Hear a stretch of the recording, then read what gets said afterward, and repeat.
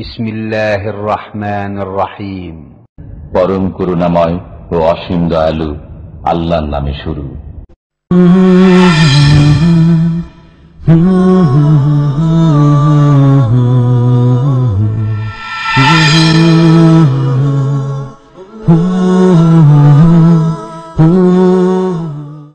ومن أحسن قولا ممن دعا إلى الله وعمل صالحا وقال إنني من المسلمين. أعوذ بالله من الشيطان الرجيم.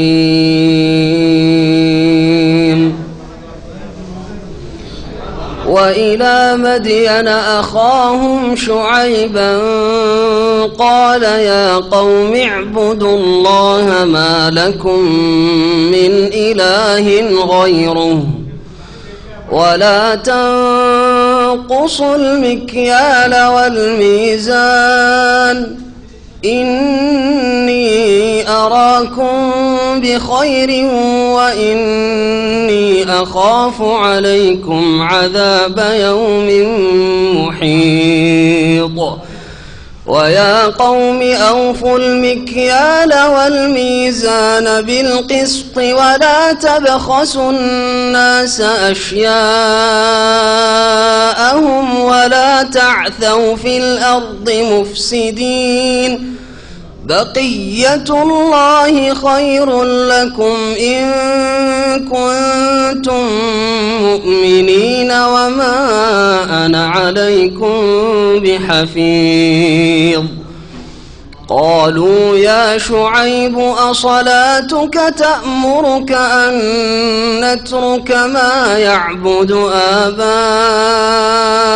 آباؤنا قالوا يا شعيب أصلاتك تأمرك أن نترك ما يعبد آباؤنا أو أن نفعل في أموالنا ما نشاء إنك لأنت الحليم الرشيد.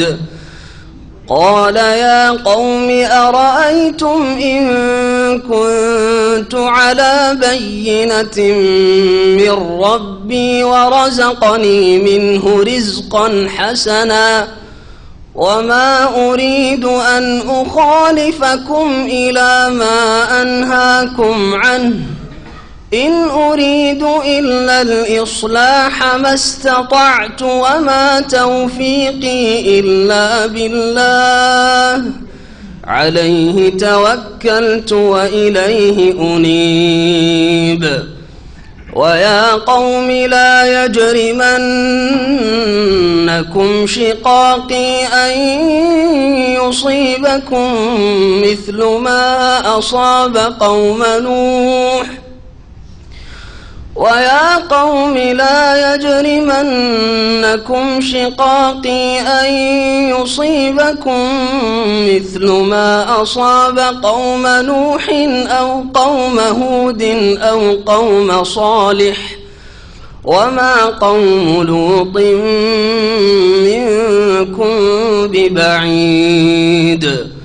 واستغفروا ربكم ثم توبوا إليه إن ربي رحيم ودود.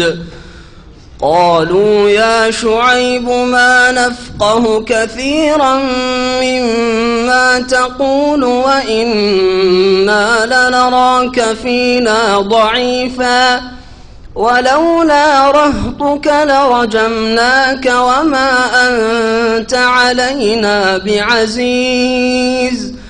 قال يا قوم أرهطي أعز عليكم من الله واتخذتموه وراءكم ظهريا إن ربي بما تعملون محيط. ويا قوم اعملوا على مكانتكم إني عامل سوف تعلمون من تكون له سوف تعلمون من يأتيه عذاب يخزيه ومن هو كاذب وارتقبوا إني معكم رقيب. ولما جاء أمرنا نجينا شعيبا والذين آمنوا معه برحمة منا وأخذت الذين ظلموا الصيحة فأصبحوا في ديارهم جاثمين كأن لم يغنوا فيها ألا بعدا لمدين كما بعدت ثمود. ولقد أرسلنا موسى بآياتنا وسلطان مبين إلى فرعون وملئه فاتبعوا أمر فرعون وما أمر فرعون برشيد. يقدم قومه يوم القيامة فأوردهم النار وبئس الورد المورود. وأتبعناهم في هذه لعنة ويوم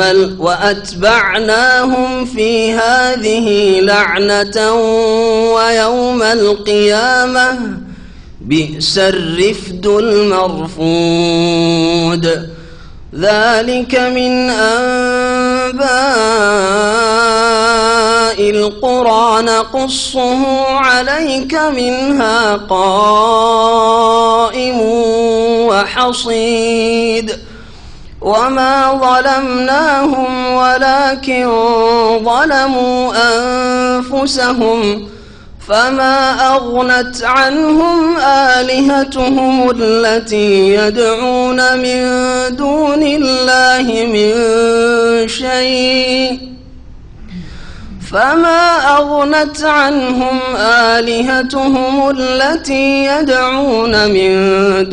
الله من شيء لما جاء أمر ربك وما زادوهم غير تتبيب.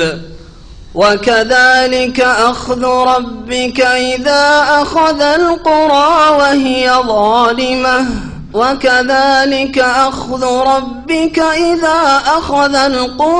وهي ظالمة إن أخذه أليم شديد. السلام عليكم ورحمة الله وبركاته. الحمد لله رب العالمين والصلاة والسلام على سيد المرسلين نبينا محمد وعلى آله وصحبه أجمعين. أما بعد فأعوذ بالله من الشيطان الرجيم. وإلى مدين أخاهم شعيبا قال يا قوم اعبدوا الله ما لكم من إله غيره ولا تنقصوا المكيال والميزان إني أراكم بخير وإني أخاف عليكم عذاب يوم محيط। মহান আল্লাহর সমস্ত প্রশংসা যে আল্লাহ পাক রব্বুল আলামিন আমাদের সৃষ্টি করেছেন এবং আমাদেরকে হেদায়েত দান করেছেন। সে আল্লাহ পাকের যাবতীয় প্রশংসা যে আল্লাহ পাক রব্বুল আলামিন আমাদের হেদায়েতের উদ্দেশ্যে আল কোরআনুল কারীম নাযিল করেছেন। কোরআনে কারীমের যারা যত ভালো করে জীবনের প্রতিটি ক্ষেত্রে বাস্তবায়নের জন্য চেষ্টা করবে আল্লাহ তত বেশি তাদেরকে দুনিয়া এবং আখিরাতের নেয়ামত দান করবেন, নিরাপত্তা দান করবেন, সার্বিক কল্যাণ দান করবেন। আর যারা যত বেশি কোরআন কারীম থেকে দূরে হয়েছে তাদেরকে আল্লাহ রাব্বুল আলামিন দুনিয়া এবং আখিরাতে অভিশাপ করেছেন, লানত করেছেন, তার রহমত থেকে দূরে করেছেন। আমাদের তাফসীর হবে সূরা হুদ থেকে। সূরা হুদের আয়াত নম্বর 84 থেকে আজকে তাফসীর শুরু করব। আয়াত নম্বর 84 থেকে শুরু করে কয়েকটি আয়াতে মহান আল্লাহ শুআয়ব আলাইহিস সালাম যে আল্লাহর নবী ছিলেন আর মাদিয়ান শহরের উদ্দেশ্যে তাকে মাদিয়ান শহরের উদ্দেশ্যে শুআইব আলাইহিস সালামকে নবী করে পাঠানো হয়েছিল তাদের হেদায়েতের উদ্দেশ্যে। আর তার সাথে সাথে কোরআনে কারীমের অন্য আয়াতে রয়েছে আসহাবুল আইকার জন্য আল্লাহ পাক রব্বুল আলামিন শুআইবকে পাঠিয়েছিলেন। আসহাবুল আইকা এই সম্পর্কে এর আগে যে আমাদের ধারাবাহিক তাফসীর চলছে তাতে বলেছিলাম, যারা নিয়মিত আসেন আশা করি মনে আছে, যে হয় আসহাবুল আইকা মানে জঙ্গলের অধিবাসীরা, আইকাতুন মানে জঙ্গল, জঙ্গলের অধিবাসী মানে এই মাদিয়ানের লোক, এই এলাকায় গাছপালা খুব বেশি ছিল, হ্যাঁ, সেজন্য বলা হয়েছে। আর না হইলে মাদিয়ান শহরের লোকদের জন্য পাঠিয়েছিলেন আল্লাহ নবী করে তাকে। আর তার সাথে সাথে এই আল আইকা জঙ্গল এলাকাটি মাদিয়ান শহরের আশেপাশেই ছিল, যে এলাকাও তার দাওয়াতের আওতাভুক্ত ছিল, মানে তাদেরও হেদায়েতের জন্য আল্লাহ পাক রব্বুল আলামিন শুআইব আলাইহিস সালামকে পাঠিয়েছিলেন। তার দাওয়াতের মূল বিষয় ছিল তাওহীদ, আল্লাহর একত্ব, লা ইলাহা ইল্লাল্লাহ উবুদুল্লাহ। আল্লাহ পাক বলছেন মা লাকুম মিন ইলাহিন গায়রুহু, এর মানে হচ্ছে লা ইলাহা ইল্লাল্লাহ। এটি ছিল সমস্ত আম্বিয়া রসুলগণের দাওয়াতের এক নম্বর বিষয়, মৌলিক বিষয়, আসাস, ভিত। এইখান থেকেই সমস্ত নবী রসুলগণ নিজের দাওয়াত শুরু করেছেন। কারণ সবচেয়ে বড় হক আল্লাহ রাব্বুল আলামিনের হচ্ছে তার ইবাদত করা, আর সবচেয়ে বড় জুলম আর সবচেয়ে বড় অপরাধ হচ্ছে আল্লাহর সাথে কোনো কিছুকে শরীক করা, আল্লাহর সাথে কুফরি করা। 2 নম্বর যে দাওয়াতের গুরুত্বপূর্ণ বিষয় ছিল শুআইব আলাইহিস সালামের দাওয়াতে, সেটা হচ্ছে মানুষের হক নষ্ট না করা। মানুষের হক বিভিন্নভাবে, বহু রকমভাবে মানুষ নষ্ট করে থাকে। তার মধ্যে একটি হচ্ছে যার যে প্রাপ্য না দেওয়া, দেওয়ার সময় কম দেওয়া আর নেওয়ার সময় বেশি করে নেওয়া। এটা দাঁড়ি পাল্লার মাধ্যমে হোক, আর কোনো পাত্রে কাঠাতে মেপে হোক, কাইল আর মিজানি হোক, অথবা যে কোনো ক্ষেত্রে হোক। যেমন আমরা কাজকর্ম করি, কেউ কাজ করায় আর কেউ কাজ করে। কাজ যারা করায় তারাও অনেক সময় জুলুম করে, আর যারা কাজ করে কর্মচারী তারাও অনেক সময় জুলুম করে, এই ক্ষেত্রে মানুষের হক নষ্ট করে। এই বিষয়গুলিও এই আয়াতগুলির বা শুআইব আলাইহিস সালামের যে দাওয়াত, আর এটা সমস্ত নবী রাসূলগণের দাওয়াত, কারণ এগুলি হচ্ছে মৌলিক নীতিমালা যে কেউ কারোর উপরে জুলুম করবেন না। লা দারারা ওয়ালা দিরারা, নবী করিম সাল্লাল্লাহু আলাইহি ওয়াসাল্লামের হাদিসে একটি কায়দা রয়েছে, নীতিমালা। আপনারও কেউ ক্ষতি করবেন না, আর এর ইসলামে কোনো অবকাশ নেই, আর আপনিও কারো ক্ষতি করবেন না। তো কাজ নিতে গিয়ে যারা মালিক অনেক সময় বেশি কাজ নেয়, পরিশ্রম বেশি করায়, প্রাপ্য কম দেয়, প্রাপ্য দেওয়ার সময় বাকি বেতন 2-4 মাস 6 মাস বাকি, বা যে চুক্তি হয়েছিল সেই চুক্তি মোতাবেক চলে না, এরকম জুলুম করে থাকে। দেশে হোক আর বিদেশে হোক, আমার কথাগুলি শুধু আপনারা প্রবাসে আছেন আপনাদের জন্য না, সারা বিশ্বের সমস্ত মানুষের জন্য, আর বিশেষ করে সমস্ত মুসলিমের জন্য। আমাদের ঘরে চাকর নকর থাকে, কাজের ছেলে কাজের মেয়ে থাকে, সেই ক্ষেত্রেও এখান থেকে শুরু করে আপনি সরকারে যে চাকরি করেন সেই ক্ষেত্রেও বেতন তো আপনি ঠিকই নেন, কিন্তু কাজ কি বেতন মোতাবেক আপনাকে যে যে কাজের দায়িত্ব দেওয়া হয়েছে, সরকারি প্রতিষ্ঠান হোক অথবা বেসরকারি হোক, সরকারি চাকরি হোক আর বেসরকারি চাকরি হোক, হ্যাঁ, কোনো ব্যক্তির মালিকানায় কাজ করেন অথবা একটা প্রতিষ্ঠান কোম্পানির মালিকানায় কাজ করেন অথবা সরকারের মালিকানায় কাজ করেন, এই সমস্ত বিষয় কি শামিল এই বিষয়গুলি। কাজ নেওয়ার সময় যারা কাজ নিয়ে থাকে বেশি নেয়, অনেক সময় এভাবে জুলুম করে, আর দেওয়ার সময় প্রাপ্যে কম করে, অধিকার হরণ করে, ন্যায্য প্রাপ্য দেয় নেয়, সুবিচার কায়েম করেন না। এর বিপরীত কর্মচারীরা বেতন ঠিকই নাই, সুযোগ সুবিধাগুলি সবগুলি ভোগ করে, কিন্তু কাজে ফাঁকি মারে, কাজে ফাঁকি মারে, যে কোনো ক্ষেত্রে হোক না কেন। এই সমস্ত বিষয়কে শামিল। সুতরাং জীবনের প্রতিটি ক্ষেত্রে এই আয়াতগুলির বাস্তবায়ন করবেন, আমল করবেন, কাজে পরিণত করবেন।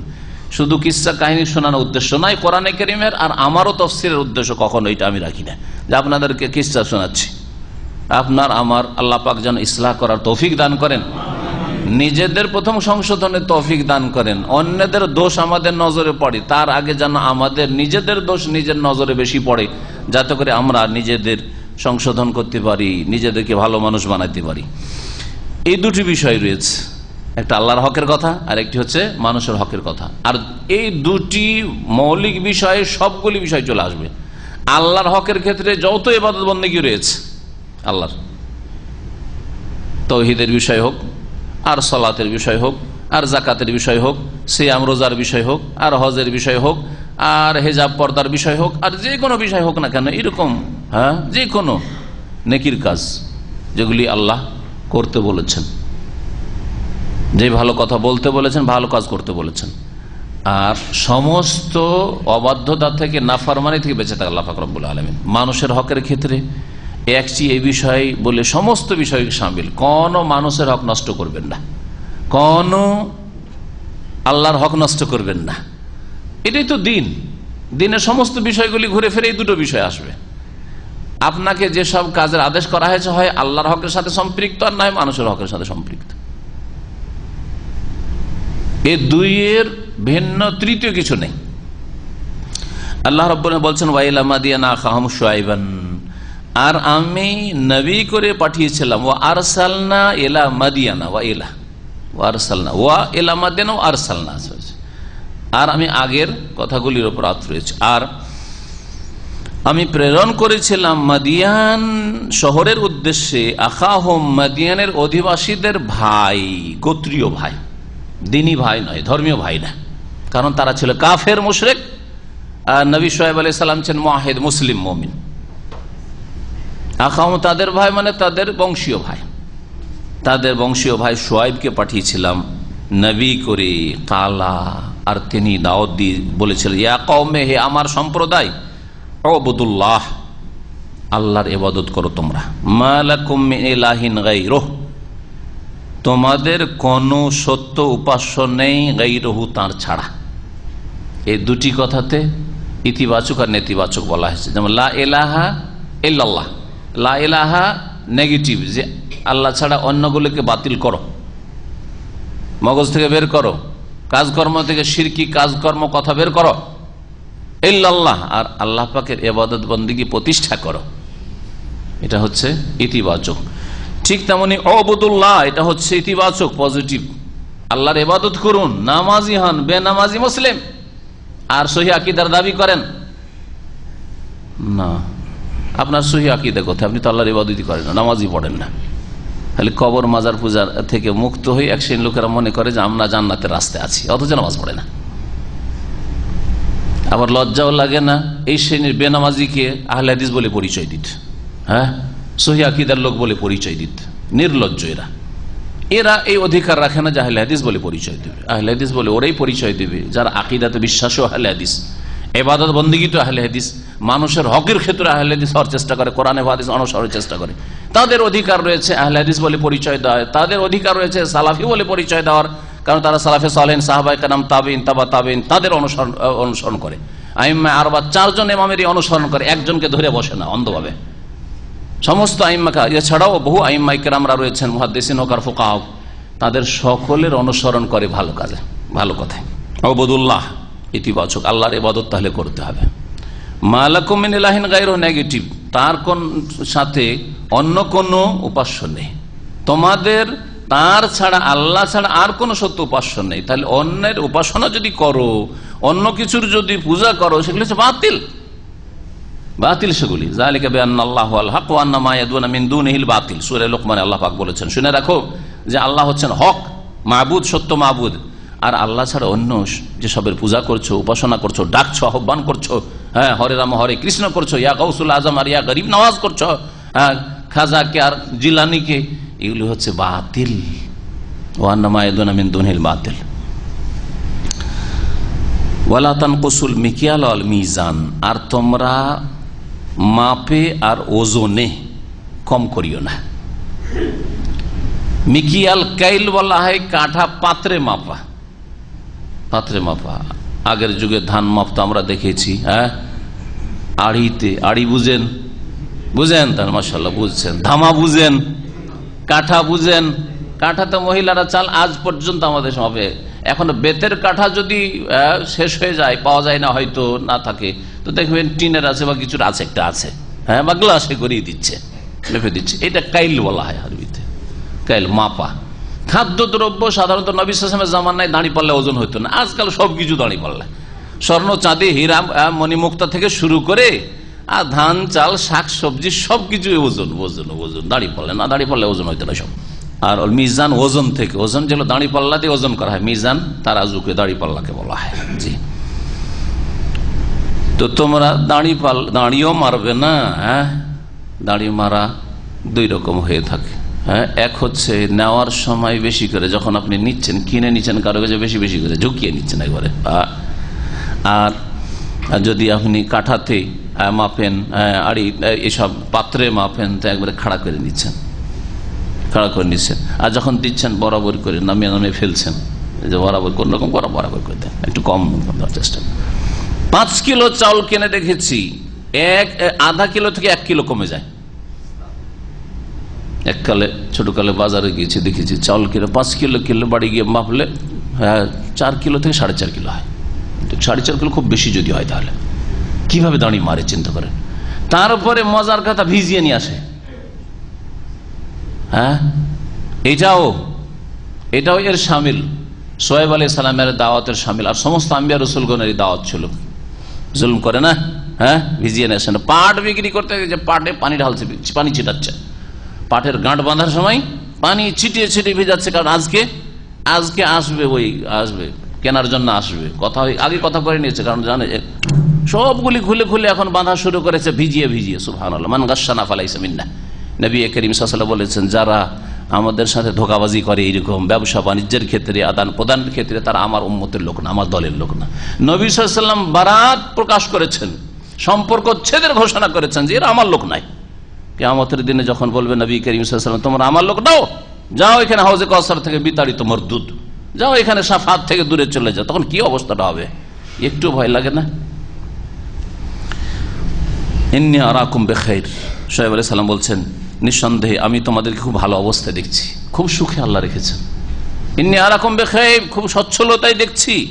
ওয়া ইন্নী আখাফু, দেখো আল্লাহ নিয়ামত ছিনিয়ে নেবেন কিন্তু এ দাঁড়ি মারামারি করলে। আল্লাহর হক নষ্ট করো, মানুষের হক নষ্ট করো, এরকম যদি করো। ওয়া ইন্নী আখাফু আলাইকুম আযাব ইয়াউমিন মুহিত, আর নিঃসন্দেহে আমি তোমাদের জন্য আশঙ্কা করি, ভয় করি এমন দিনের আযাবের, সেটি হবে সর্বগ্রাসী, বা যেটি হবে সর্বগ্রাসী। আহাতা ইহিত মানে পরিবেষ্টনকারী, আহাতা ইহিত মানে পরিবেষ্টন করা, মহিত ইসিম ফাইলে সেগা, হ্যাঁ, মুকরেমুন, হ্যাঁ, ওজনে সেটা আসবে তালিল, সন্ধি বিচ্ছেদ হওয়ার পরে ওর মানে হচ্ছে পরিবেষ্টনকারী। তাহলে এমন দিনের আযাবের শাস্তির আমি ভয় করি তোমাদের জন্য, যেই দিন কি হবে, তোমাদের পরিবেষ্টনকারী হবে, তোমাদের ঘিরে ফেলবে, সর্বগ্রাসী হবে তোমাদেরকে সেই দিনের আযাব ঘিরে ফেলবে। এখানে ইয়মের সিফাত, যখন ইয়মিন মুহিতিন বলা হয়েছে, আযাবের সিফাত গুণ বলা হয়নি। যেই দিন কঠিন দিন হয়, হ্যাঁ, কষ্টের দিন হয়, সেই দিনটা তো কষ্টের না, দিনে যা হচ্ছে তা কষ্টের, কিন্তু আমরা বলি আজকের দিনটা বড়ই কষ্টের দিন। তো দিন কিসের কষ্টের? দিনে যা কিছু ঘটছে সেগুলি কষ্টদায়ক, ঠিক না? তা আমরা আমাদের বাগধারায়, বাগভঙ্গিমা এরকম বলে থাকি। ওয়া কওমি, হে আমার সম্প্রদায়, আরো তাকিদ করছেন, আউফুল মিকিয়াল ওয়াল মিজান। আগে বলেছেন নেতিবাচক যে কম দিও না, এখন বলছেন যে তোমরা আউফুল মিকিয়াল ওয়াল মিজান বিল কিসতি, পূর্ণ মাত্রায় তোমরা দাও মাপ এবং ওজন, বিল কিসত, ন্যায়সঙ্গত ভাবে, সুবিচারের সাথে। কিসত মানে হচ্ছে ইনসাফ করা, আর ওইটাকে যদি কাস্ত বলেন তার মানে জুলম করা, বিপরীত অর্থ পুরোপুরি হয়ে যায়। কোরআনে কারিমে দুটোই ভাষা রয়েছে। ওয়াকিমুল ওয়াজনা বিল কিসত ওয়ালা তুখসিরুল মিজান, আল্লাহ বলছেন কিসত। ইমাম বুখারী রাহমাতুল্লাহ আলাইহি তাই শেষ হাদিসের পূর্বে, শেষ হাদিস যেটা সুবহানাল্লাহি ওয়া বিহামদিহি সুবহানাল্লাহিল আযীম আছে না সহিহ বুখারীতে, ওই অধ্যায়টা কায়েম করেছেন, ওখানে বলছেন আল কিসতু আল আদলু বির রুমিয়াতে। কিসত মানে হচ্ছে কি? আল আদল, ইনসাফ, ন্যায় প্রতিষ্ঠা করা। ও আম্মাল কাসেত ফাহুয়াল জায়ের। আর ইমাম বুখারী বলছেন আম্মাল কাসেত, যখন কাসেত বলবেন তখন ওর মানে হয়ে যাবে জায়ের, মানে জালেম হয়ে যাবে। তার মানে কাস্তুন, কাসাত একশত, কাস্ত মানে হচ্ছে জুলম করা, জুলম। আর কিস্ত মানে হচ্ছে ইনসাফ করা, কিস্ত মানে হচ্ছে ইনসাফ। তো যেখানে কিস্ত রয়েছে মানে ইনসাফের অর্থে রয়েছে। এই জন্য সূরা জিনে রয়েছে আম্মাল কাসিতুনা ফাকানু লিজাহান্নামা হাতাবা। শুনে রাখো, আম্মাল কাসিতুনা, জালেম যারা হবে তারা জাহান্নামের জ্বালানি ইন্ধন হবে। হাতাব লকড়ি কাটি হবে, জাহান্নামের লকড়ি কাটি ওই জালেমরাই হবে, ওগুলো দিয়ে জ্বলবে।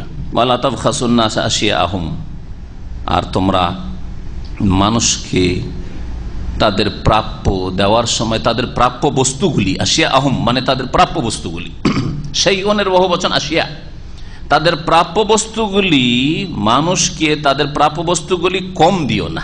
তাহলে যখন তাদের প্রাপ্যের বিষয় আসছে তখন কম দেওয়া জুলম, আর যখন নিতে যাচ্ছ তখন বেশি করে নেওয়া বা ঝুঁকিয়ে নেওয়া, এই যে জুলম। তাহলে দাড়ির ক্ষেত্রে, ওজনের ক্ষেত্রে, মাপের ক্ষেত্রে দুই রকম জুলম হতে পারে। ওয়ালা তাসাউ ফিল আরদি মুফসিদিন, আর তোমরা পৃথিবীতে জমিনে ফাসাদ বিপর্যয় সৃষ্টি করে বেড়ায়ও না।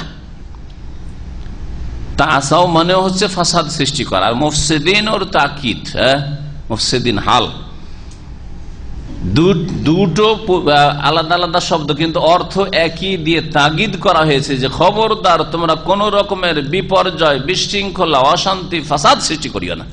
তাহলে মানুষের জুলম করা হচ্ছে বড় ফাসাদ, মানুষের সাথে খারাপ আচরণ করা হচ্ছে বিপর্যয় সৃষ্টি করা, বিশৃঙ্খলা সৃষ্টি করা, শান্তিকে বিঘ্নিত করা। আল্লাহ পাক বলছেন যে তোমরা হারামের দিকে কেন এত বেড়ে যাচ্ছ। বাকিয়াতুল্লাহ খায়রুল লাকুম ইন কুনতুম মুমিনিন। আল্লাহ পাক রব্বুল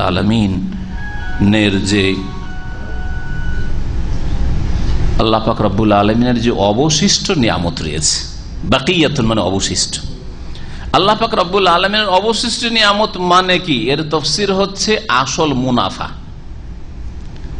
আরবাহ আরবিতে বলা হয়, আজকালকার আরবিতে, যে আপনি ব্যবসা করে যেটা আসল লাভ হইলো, বৈধ পন্থায় হালাল ভাবে, সেটাই তোমাদের জন্য কল্যাণকর, কারণ সেটা হালাল রুজি, আর হালাল রুজিতে বরকত আছে, সেটা স্থায়ী হয়।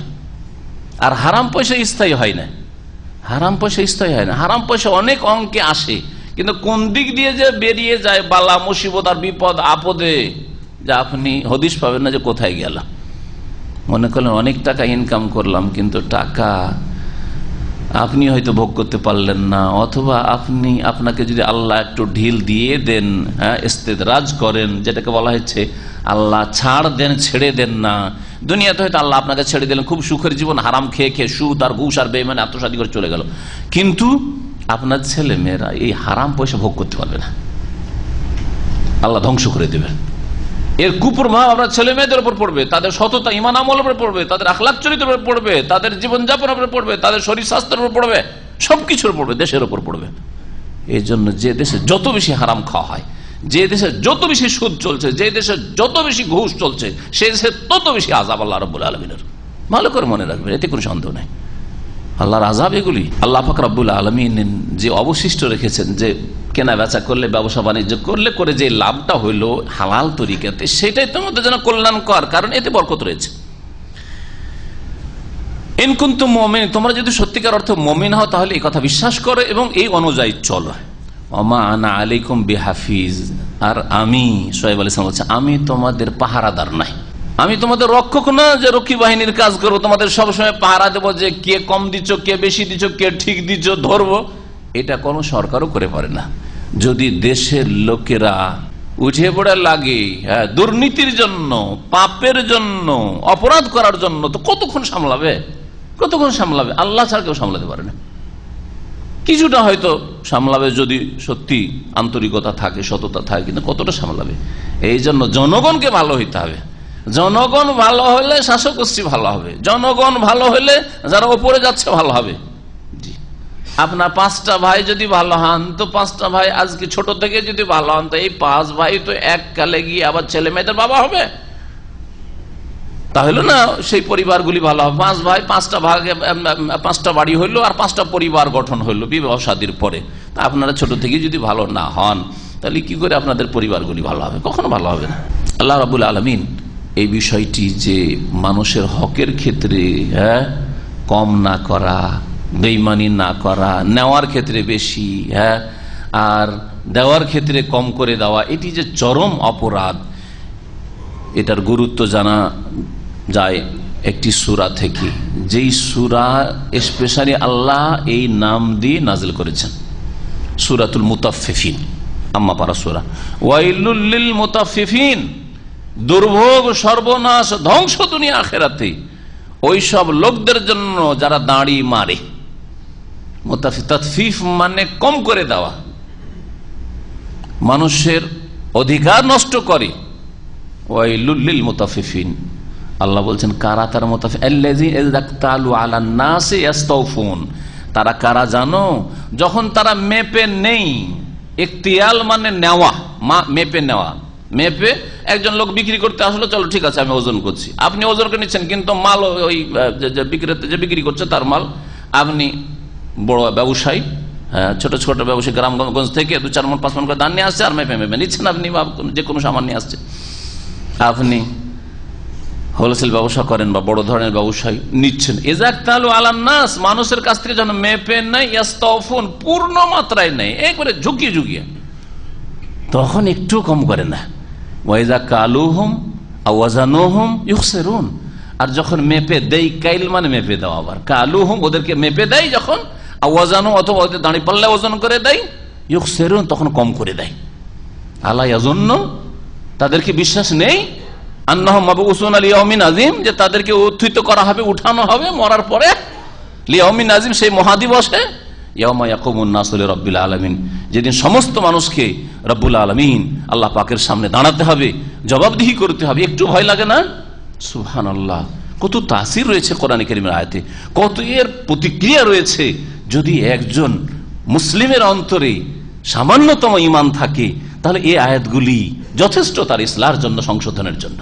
যে আমি আমার কর্মক্ষেত্রে হক নষ্ট করব, আর বেতন নেওয়ার সময় একটা বছর যদি বেতন না, এটা মানুষের কাজ করলো, বেতন বাড়াইলো না, বছর পার হয়ে চলে গেল। এটা মানুষের কাজ করলো, আমার 2 বছর হয়ে গেছে, 1 বছর হয়ে গেছে, চুক্তি আর 13 মাস 14 মাস হয়ে যাচ্ছে, 2 বছর পার হয়ে চলে যাচ্ছে, আমাকে টিকিট দিচ্ছে না, দিচ্ছে না। হ্যাঁ, এগুলো কথা তো বলতে পারেন, কিন্তু আপনি আপনার কাজটা আদায় করার ক্ষেত্রে কতটা আপনি আন্তরিকতার সাথে কাজ করেন আর কতটা আপনি এর সাথে ধোঁকাবাজি করেন, সেটা আপনি তো বেশি করে জানছেন। আপনার মালিকের চাইতে আপনি বেশি করে জানছেন, আপনার রবের পরে আপনি বেশি জানছেন যে আপনি কাজটা কত সুন্দর করে করছেন না কত খারাপ করে করছেন। শোয়েব আলাইহিস সালাম যখন এই দাওয়াতগুলি দিলেন, কালু, তখন এই জাতির লোকেরা বলল, ইয়া শুআইব, হে শুআইব, আসসালাতুকা তা'মুরুক আন নাতরুকা মা ইয়াবুদু আবাউনা আও আন নাফআলা ফি আমওয়ালিনা মা নাশা ইন্নাকা লাআনতাল হালিমুর রশিদ।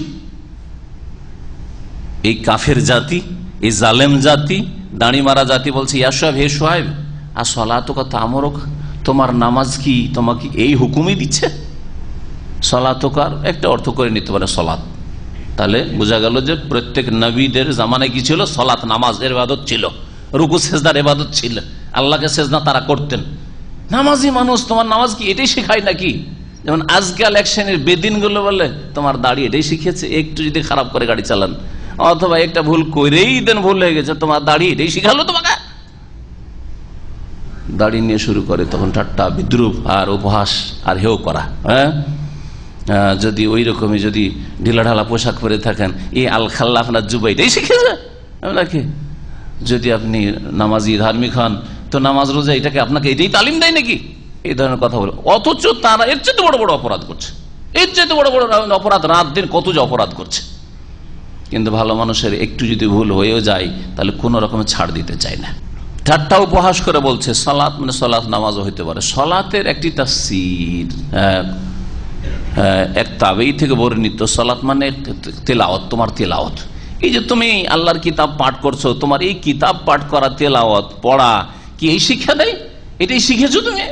হ্যাঁ, তুমি যে বলছো তোমার ধর্মীয় গ্রন্থ এটা থেকে এটাই শিখেছো যে আমাদেরকে আমাদের ধর্ম থেকে বারণ করবে, আর আমাদের ধন সম্পদ নিয়ে আমাদের ইচ্ছা মতো, আমাদের ধন আমরা ইচ্ছা মতো তাতে কি করব না করব এই বিষয়ে তোমার কি এখানে বলার কি আছে? এসব শিখাই নাকি? তুমি নিজের কাজ নিজে করো। আর একটি তাফসির যেটা অধিকাংশ তাফসির কাররা করেছেন, সালাতুকা মানে তোমার দিন। সালাত বলে দিনকে বোঝানো হয়েছে। দিনও কা তোমার ধার্মিকতা, হ্যাঁ, এই তোমার ধার্মিকতা এই শিক্ষা দেয়। এই তাফসির যদি নেন অধিকাংশ মুফাসসিরিনদের তাফসির, তাহলে বোঝা যায় যে সালাত, নামাজ হচ্ছে আসল দিন। নামাজ না থাকলে দিন ইসলাম থাকে না। এটা আম্বিয়া রাসূলগণের যুগে। এই জন্য সালাত বলে এখানে দিনকে উদ্দেশ্য করা হয়েছে। তোমার সালাত, তোমার দিন, তোমার তিলাওয়াত বা তোমার নামাজ কি তোমাকে এই হুকুম দেয়, এই নির্দেশ দেয়, আন্নাতুরকা মা ইয়াবুদু আবাউনা, আমাদের পূর্বপুরুষরা যেসবের উপাসনা করতো, পূজা করতো, দেবদেবী, সেগুলি আমরা ছেড়ে দিই। এটাই শিখাচ্ছে। আও আন্নাফআলা ফি আমওয়ালিনা মা নাশা, আর কিসে থেকে বারণ করতেন, দাড়ি মারিও না, মানুষের জুলুম করিও না, বেশি করে নিবে, কম করে দিবে, এরকম কাজ করিও না। সেজন্য বলছে আও আন্নাফআলা ফি আমওয়ালিনা মা নাশা, আমাদের ধন সম্পদ নিয়ে আমরা ইচ্ছা মতো আমাদের যা ইচ্ছা তাই করব, এতে বাধা দিতে শিখাই। তোমার নামাজ, তোমার তেলাওয়াত, তোমার ধার্মিকতা শিখায় এগুলি। একটি তাফসির হচ্ছে যে আমরা ওজন করে কি দেব নেব এগুলোর ক্ষেত্রে এগুলো শিখায় নাকি তোমার ধর্মকর্ম, এটা একটা তাফসির। আর তাফসিরকাররা অনেকেই বলেছেন যে এখানে আমাদের ধন সম্পদে আমরা আমাদের ইচ্ছা মতো কাজ করব, এতে বাধা দিতে শিখায়, মানে যাকাতের কথা বলতেন শুআয়ব আলাইহিস সালাম। যাকাত আম্বিয়া রাসূলগণের যুগে ছিল। ওয়াউসানি বিসসালাতি ওয়াজ যাকাতে মা দুমতু হাইয়া, ঈসা আলাইহিস সালাম বলছেন না, আমাকে আল্লাহ নির্দেশ দিয়েছেন সালাতের, নামাজের আর যাকাতের, মা দুমতু হাইয়া, যতদিন আমি বেঁচে থাকবো। যখন শুআয়ব আলাইহিস সালাম যাকাত দিতে বলতেন, তখন আরে আমাদের ধন সম্পদ আমরা ইনকাম করি, আর তুমি ট্যাক্স লাগাইতে কোত্থেকে এসছো, যাকাত দিতে হবে। আজকাল অনেক মুসলিম নিজের ধন সম্পদে যাকাত দিতে গিয়ে মনে করে যাকাতটাও ট্যাক্স। আর এই ভুল ধারণা আর গুমরাহির কারণে অনেকে ফতোয়া জিজ্ঞেস করে যে শেখ কত যে ফতোয়া আমার কাছে এসে, শেখ আমাদের দেশগুলি তো টাকা পয়সার ইনকাম ট্যাক্স নিচ্ছে, তো ইনকাম ট্যাক্সে কি যাকাত কাট, জালেম জুলুম করে, জালেম যদি শাসক যদি ইনকাম ট্যাক্স নেয়, সেই জন্য আপনার যাকাতটা ইনকাম ট্যাক্সে সরকারকে দিয়ে দিবেন আর গরিবকে বঞ্চিত রেখে দিবেন। কি গুমরাহি চিন্তা করেন। তার মানে যাকাতটাও ট্যাক্স আল্লাহর তরফ থেকে, আর ইনকাম ট্যাক্স হচ্ছে সরকারের তরফ থেকে। তো আল্লাহর যেটা ট্যাক্স ওইটাকে দিয়ে দেবো হ্যাঁ সরকারকে, নাউজুবিল্লাহ। অথচ যাকাত হচ্ছে ইবাদত, যাকাত ট্যাক্স নয়, যাকাত হচ্ছে ইবাদত। যাকাত হচ্ছে মুসলিম সমাজের সমস্যার সমাধানের জন্য, মুসলিম সমাজের দুর্গত, গরিব, অভাবী, হ্যাঁ ইয়েতিম, বিধবা, এদের আর্থিক সমস্যার সমাধানের জন্য তাআব্বুদ লিল্লাহ, আল্লাহর সন্তুষ্টির উদ্দেশ্যে ইবাদত বন্দেগী করা, ইবাদত করছেন এর মাধ্যমে। আর ইনকাম ট্যাক্স ইবাদত না, ট্যাক্স যে মানুষ লাগায় মানুষের ওপর, এটা হচ্ছে জুলম। নবী করিম সাল্লাল্লাহু আলাইহি ওয়াসাল্লাম এটিকে বড় কবিরা গুনাহ বলেছেন। তারপরে এই ট্যাক্সের পয়সা দিয়ে দারিদ্র মোচন করা হয় না, ট্যাক্সের পয়সা দিয়ে নেতৃস্থানীয় ব্যক্তিদের ভোগ বিলাস করা হয়। আর যাকাত নেতৃস্থানীয় ব্যক্তির জন্য হারাম।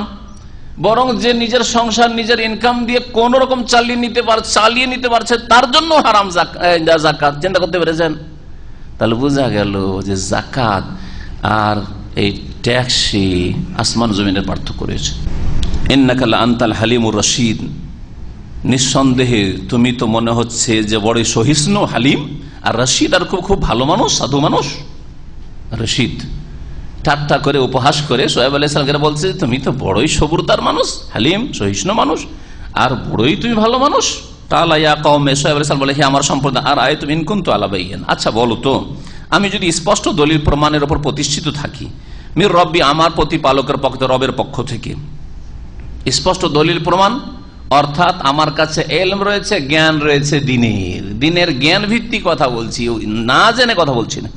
ওয়ারাযাকানি মিনহু রিজকান হাসানা, আর আল্লাহ তার তরফ থেকে আমাকে যদি উত্তম উপজীবিকা দান করে থাকে, রিজিক দান করে থাকেন। এই রিজকে হাসানা কি? একদল তাফসীরকাররা বলছেন রিজকে হাসানা মানে হচ্ছে আমাকে যে আল্লাহ রাব্বুল নবুয়ত দান করেছেন। রিজকে হাসান মানে নবুয়ত। তা আল্লাহ আমাকে ইলম দান করেছেন, জ্ঞান দান করেছেন, আর রিজকে হাসান মানে নবুয়ত দান করেছেন। কারণ নবীগণ ধন সম্পদের কথা বলবেন না, তারা বলেছেন তাহলে কোন রিজিক, যেটা হচ্ছে সবচেয়ে বড় রিজিক একজন নবীর জন্য নবুয়তের মর্যাদা। আর কোন কোন তাফসীরকাররা বলেছেন যে রিজকান হাসানা মানে আল্লাহ রাব্বুল আলামিন যে দুনিয়ার নিয়ামত দান করেছে, রিজিক, সে খাদ্যের রিজিক হোক আর নিরাপত্তা রিজিক হোক আর যে কোনো রিজিক, সুস্থতায় হোক, সব। ওমা ওরিদু আন উখালিফাকুম ইলা মা আনহাকুম আনহু, আর দেখো আমি চাই না যে তোমাদেরকে যেসব কথা কাজ থেকে বারণ করছি, নিষেধ করছি, সেগুলি তোমাদের বিপরীত আমি করি। মানে তোমাদেরকে তো নিষেধ করছি, আমি ওই কাজগুলি করি, ওই কাজে আমি লিপ্ত থাকি, এটা আমি চাই না। এই জন্য যারাই দিনের কথা বলবেন, দায়ী হন অথবা সাধারণ মুসলিম হন, একটা দিনের কথা বলেন আর 10টা বলেন আর হাজার হাজার বলেন, আপনার জন্য আবশ্যক যে ভালো কথা বলার আগে নিজে আমল করেন। ভালো কথা বলার আগে নিজে আমল করেন, তাহলে আল্লাহর কাছে আযাব মুক্ত হয়ে যাবেন। লিমা তাকুলুনা মা লা তাফআলুন কাবুরা মাকতান ইনদাল্লাহি আন তাকুলু মা লা তাফআলুন। এমন কথা কেনই বলো যেই কথা কাজগুলি তোমরা করো না, ভালো কাজ ভালো কথা করতে বলো আর তোমরা করো না। কাবুরা মাকতান ইনদাল্লাহ, আল্লাহর কাছে বড় গজবের, ক্রোধের কথা, বড় অসন্তুষ্টির কথা। আন তাকুলু মা লা তাফআলুন, যে তোমরা এমন কথা বলবে যেগুলি তোমরা করো না আর অন্যকে করতে বলো, এইরকম উচিত নয়। বিশেষ করে ফরজ ওয়াজিবের ক্ষেত্রে আর হারাম নাজায়েজের ক্ষেত্রে, ফরজ ওয়াজিবের ক্ষেত্রে আর হারাম নাজায়েজের ক্ষেত্রে আপনি নিজে হারামে মুক্ত, আর যদি সে হারাম থেকে বাঁচতে বলেন। আজকাল কিছু আন্তর্জাতিক কিছু স্কলার, টিভির বক্তা রয়েছে, দাঁড়িয়ে রাখে না, আর তারপরে ইসলামের বক্তা, আরে ভাই ওর কথা শুনে কার তাসির হবে? কি আদর্শ মানুষই নয়, কার উপরে তাসির হবে? সুপ্রভাব পড়বে? ভালো প্রভাব পড়বে না। এইরকমই যদি আপনি চুগলখড়ি করেন, আপনি যদি গীবত করেন, আপনার অন্তর যদি একবারে সংকীর্ণ, আপনার অন্তর যদি কালিমা থাকে, কালো হয়ে থাকে, তাহলে মানুষটা যদি দিল সাফ করার কথা, অন্তর সাফ করার কথা, আর যদি ভালো ভালো মিষ্টি মিষ্টি কথা বলেন, তা আপনার কথা কি শুনবে মানুষ? শুনবে না। যে কোনো ক্ষেত্রে নামাজে আলেম সাহেব, হুজুর সাহেব, ও গিয়ে মাসবুক হয়ে সবসময় নামাজ পড়ে। প্রায় দেখা যায় যে ও যে যখন একামত হবে তখন মসজিদে যাবে। কেউ কম্পিউটার নিয়ে বসে আছে, কেউ আপনার মোবাইল নিয়ে বসে আছে, কেউ ঘরে বসে আছে, আর প্রায় যে 1 রাকাত 2 রাকাত ছুটবে। এইরকম যদি থাক, তাহলে অন্য লোকে কি বলবেন? হাফেজওয়ালা সালাওয়াতের তাফসীর করতে লেগেছে, হবে না। নিজে আপনি সজাগ হন, সচেতন হন। আপনি একজন বাপ হিসাবে ছেলে মেয়েদের জন্য আপনি আদর্শ, আপনি সুন্নতগুলি হেফাজতের সাথে পড়বেন, তাহলে ছেলে মেয়েরা পড়বে। জরুরি নয় যে এখন মসজিদে গিয়ে পড়তে হবে। যদি বাসাতে পড়েন তাহলে ছেলে মেয়েদের সামনে পড়বেন, যাতে করে তারা দেখে যে না, আমার বাপ আমার মা এই সুন্নতগুলি হেফাজতের সাথে পড়ছে, সুন্নত পড়ার পরে মসজিদে যাচ্ছে, তারপরে এসে আবার সুন্নত পড়ছে, তাহলে আপনার কাছ থেকে শিখবে। কিন্তু আপনি সুন্নতগুলো ছেড়েই দিলেন, তো ছেড়েই দিলেন আপনি, তাহলে কি শিখবে আপনার কাছ থেকে? আর মুস্তাহাব কাজ, সুন্নত কাজগুলোর ক্ষেত্রে উত্তম হচ্ছে যে যখন বলছেন তখন ওই কাজটা আপনিও করার চেষ্টা করেন। জরুরি নাই যে আপনাকে তাহাজ্জুদ পড়তে হবে, তাহলে তাহাজ্জুদের কথা কাউকে বলতে পারে। হয়তো আপনি পারছেন না তাহাজ্জুদ পড়তে, আপনার কাজকর্মের ব্যস্ততার কারণে, ডিউটির কারণে, বা যে কোনো কারণে, শরীর স্বাস্থ্যের কারণে পড়তে পারছেন না, কিন্তু অন্যরা পারবে, আলহামদুলিল্লাহ, তাদেরকে উৎসাহিত করছেন, কোনো দোষের কথা নাই। ইন উরিদু ইল্লাল ইসলাহ, আমি তো একমাত্র সংশোধন করতে চাই। সোহেব আলাইহিস সালাম বলছেন, আমি তো একমাত্র সংশোধন করতে চাই, মাস্তাতা'তু, সাধ্য মতো, আমার ক্ষমতা যতটুকু আছে, আমার ক্ষমতা অনুযায়ী আমি কি করতে চাই?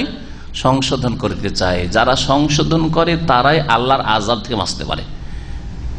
নিজের সংশোধন করা যথেষ্ট নয়, যারা নিজের সংশোধন করে সেটা হলো সালাহ, আর অন্যের সংশোধন করে ওটার নাম হচ্ছে ইসলাহ। দুটোই যদি করতে পারেন তাহলে আল্লাহর আযাব থেকে বাঁচতে পারবেন। আসমানি আযাব, জমিনি আযাব, আর নিরাপত্তাহীনতার আযাব, আর বহু রকমের যে আযাব রয়েছে, বাঁচতে পারবেন। সুতরাং যে কোনো দেশে, যে কোনো সমাজে আল আমরু বিল মারুফ ওয়ান নাহি আনিল মুনকার, ভালো কাজের নির্দেশ আর অন্যায় কাজে বাধা যদি থাকে, তো আল্লাহর আযাব, গজব থেকে বাঁচতে পারবেন, আর না হলে বাঁচতে পারবেন না। এই আয়াতে ইঙ্গিত করে দিলাম, সামনে আরেকটি আয়াত আসছে, যে আয়াতে ইসলাহর বিষয়টি বিশেষ করে আরো এসছে, মুসলিহুন শব্দ ব্যবহার হয়েছে এখানে। ইসলাহ আসলে সেই জন্য বললাম।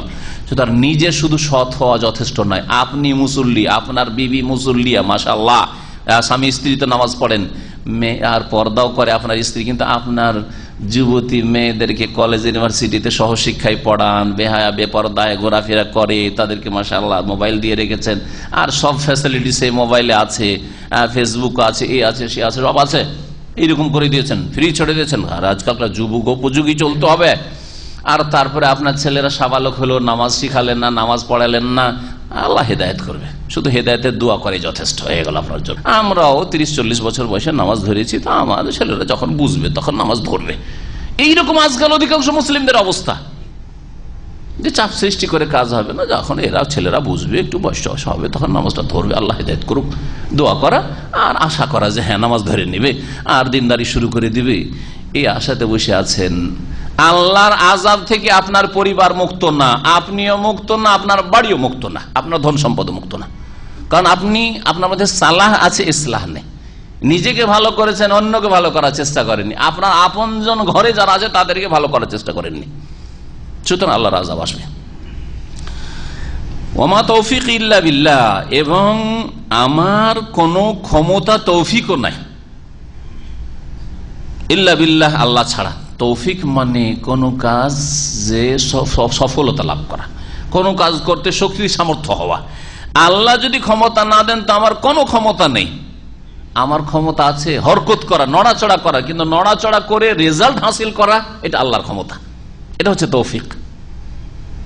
এই জন্য হেদায়েত দুই রকম, একটা হচ্ছে রাস্তা দেখানো, রাস্তা দেখানোর ক্ষমতা আমাদের আছে, রাস্তা দেখাচ্ছে আপনাদেরকে, কিন্তু গন্তব্য স্থানে পৌঁছে দাও হেদায়েত ও তৌফিক, হেদায়েত ও তৌফিক। তো হেদায়েত দালালা ওয়াল ইরশাদ, রাস্তা দেখিয়ে দেওয়া, শুধু এটা যে কোনো মানুষ করতে পারে, কোরআনে কারীম দিয়ে হয়েছে, রসুল দিয়ে হয়েছে, কিন্তু তৌফিকের হেদায়েত একমাত্র আল্লাহর হাতে। এই জন্য আল্লাহ পাক কোরআনে কারীমের একাধিক আয়াতে বলেছেন, তার মধ্যে একটি আয়াত বলে ইন্নাকা লা তাহদি মান আহবাবতা, হে নবী তুমিও হেদায়েত করতে পারবে না যাকে তুমি ভালোবাসো, ওয়ালাকিন্নাল্লাহ ইয়াহদি মান ইয়াশা, তবে আল্লাহ যাকে চাইবেন তাকে হেদায়েত করবেন। তো নবী কি হেদায়েত করতেন না? নবীর নাম হাদি নয়? নবীর নাম কি বশির আর নজির নয়? সতর্ক সাবধান করতেন না, সুসংবাদ দিতেন না? তিনিও তো হেদায়েত করেছেন, কিন্তু হেদায়েতের রাস্তা দেখিয়েছেন। আর গন্তব্য স্থানে পৌঁছে দেওয়া, জান্নাতে পৌঁছে দেওয়া, জান্নাতের রাস্তায় পৌঁছে দেওয়া, কালিমা ভিতরে ঢুকিয়ে দেওয়া আর মসজিদে পৌঁছে দেওয়া আল্লাহ পাকের কাজ, এটা এগুলি আল্লাহর কাজ। তৌফিক, ওমা তৌফিক ইল্লা বিল্লাহ, তৌফিক একমাত্র আল্লাহর হাতে। আল্লাহ পাক যেন আমাদের সকলকে ভালো কাজের তৌফিক দান করেন, মন্দ কাজ থেকে বেঁচে থাকার তৌফিক দান করেন। আলাইহি তাওয়াক্কালতু, তার উপরই ভরসা রাখি আমি, ওয়া ইলাইহি উনীব, আর তার অভিমুখী হই। ইনাবাতুন মানে আল্লাহর দিকে ঝাঁপিয়ে পড়া, ধাবিত হওয়া, তার অভিমুখী হই। ওয়া ইয়া কওমি, হে আমার সম্প্রদায়, শুআয়ব আলাইহিস সালাম বলেন, লা ইয়াজরিমান্নাকুম শিকাকি আন ইউসিবাকুম মিসলু মা আসাবা কওমা নূহিন আও কওমা হুদিন আও কওমা সালেহ, আমার বিরোধিতা যাতে করে তোমাদেরকে উদ্বুদ্ধ না করে। জারামা ইয়াজরিমান্না মানে হচ্ছে উদ্বুদ্ধ করা। ওয়ালা ইয়াজরিমান্নাকুম শিকাকু, এখানকার আয়াতের তাফসীর করি, ওয়ালা এখানেও শিকাক শব্দটি আসছে। ওয়া কওমি লা ইয়াজরিমান্নাকুম শিকাকি, আমার বিরোধিতা তোমাদেরকে যেন উদ্বুদ্ধ না করে কিসে? আইয়ুসিবাকুম মিসলা মা আসাবা কওমান, সেই আযাব আপতিত হওয়ায়, যেই আযাব আপতিত হয়েছিল নূহ আলাইহিস সালামের জাতির ওপর, হুদের জাতির ওপর, আর কওম সালেহ আর সালেহ আলাইহিস সালামের জাতির ওপর। সালেহ আলাইহিস সালামের জাতির নাম সামুদ, হুদ আলাইহিস সালামের জাতির নাম আদ। তাহলে নূহ আলাইহিস সালামের জাতি আর তারপরে এই আদ জাতি, সামুদ জাতি, এসব জাতির ওপর যে আযাব এসেছিল, সেই আযাব যেন আমার বিরোধিতা করে তোমাদের উপর না আসে। আমার বিরোধিতা তোমাদেরকে যেন এইরকম তোমাদের অনিষ্টে উদ্বুদ্ধ না করে, তোমাদেরই ক্ষতি করবে তোমরা। ওমা কওমু লূতিন মিনকুম বিবাঈদ, এবং লূত আলাইহিস সালামের জাতি তোমাদের থেকে দূরে নয় হে মক্কার লোকেরা। এখানে মক্কার লোকদেরকে আল্লাহ কোরআনে সম্বোধন, ওমা কওমু লূতিন মিনকুম বিবাঈদ। অথবা যদি শুআয়ব আলাইহিস সালামের কথাও বলা হয়, একজন মক্কার লোকেরা যখন ব্যবসায় যেত শাম দেশে, তখন লূত আলাইহিস সালামের জাতির ওখান দিয়ে যেত। ওমা হিয়া মিনাজ জালিমিনা বিবাঈদ, ওই আয়াতে বলা হয়েছে ওই কথা। আর এটা শুআয়ব আলাইহিস সালামের কথার অন্তর্ভুক্তই যদি ধরে না হয় সেটাই সহি। তো ওমা কওমু লূতিন মিনকুম বিবাঈদ, আর লূত আলাইহিস সালামের জাতির ঘটনা তোমাদের থেকে বেশি দূরে না, কালের দিক থেকেও দূরে না, আর স্থানের দিক থেকেও দূরে না। কেমন কথা, বেশি জামানা যায়নি লূত আলাইহিস সালামের জাতিকে ধ্বংস করার, তারপরে শুআয়ব আলাইহিস সালাম। তাহলে বোঝা গেল এই আয়াত থেকে যে শুআয়ব আলাইহিস সালাম ও লূত আলাইহিস সালামের পরে এসেছেন।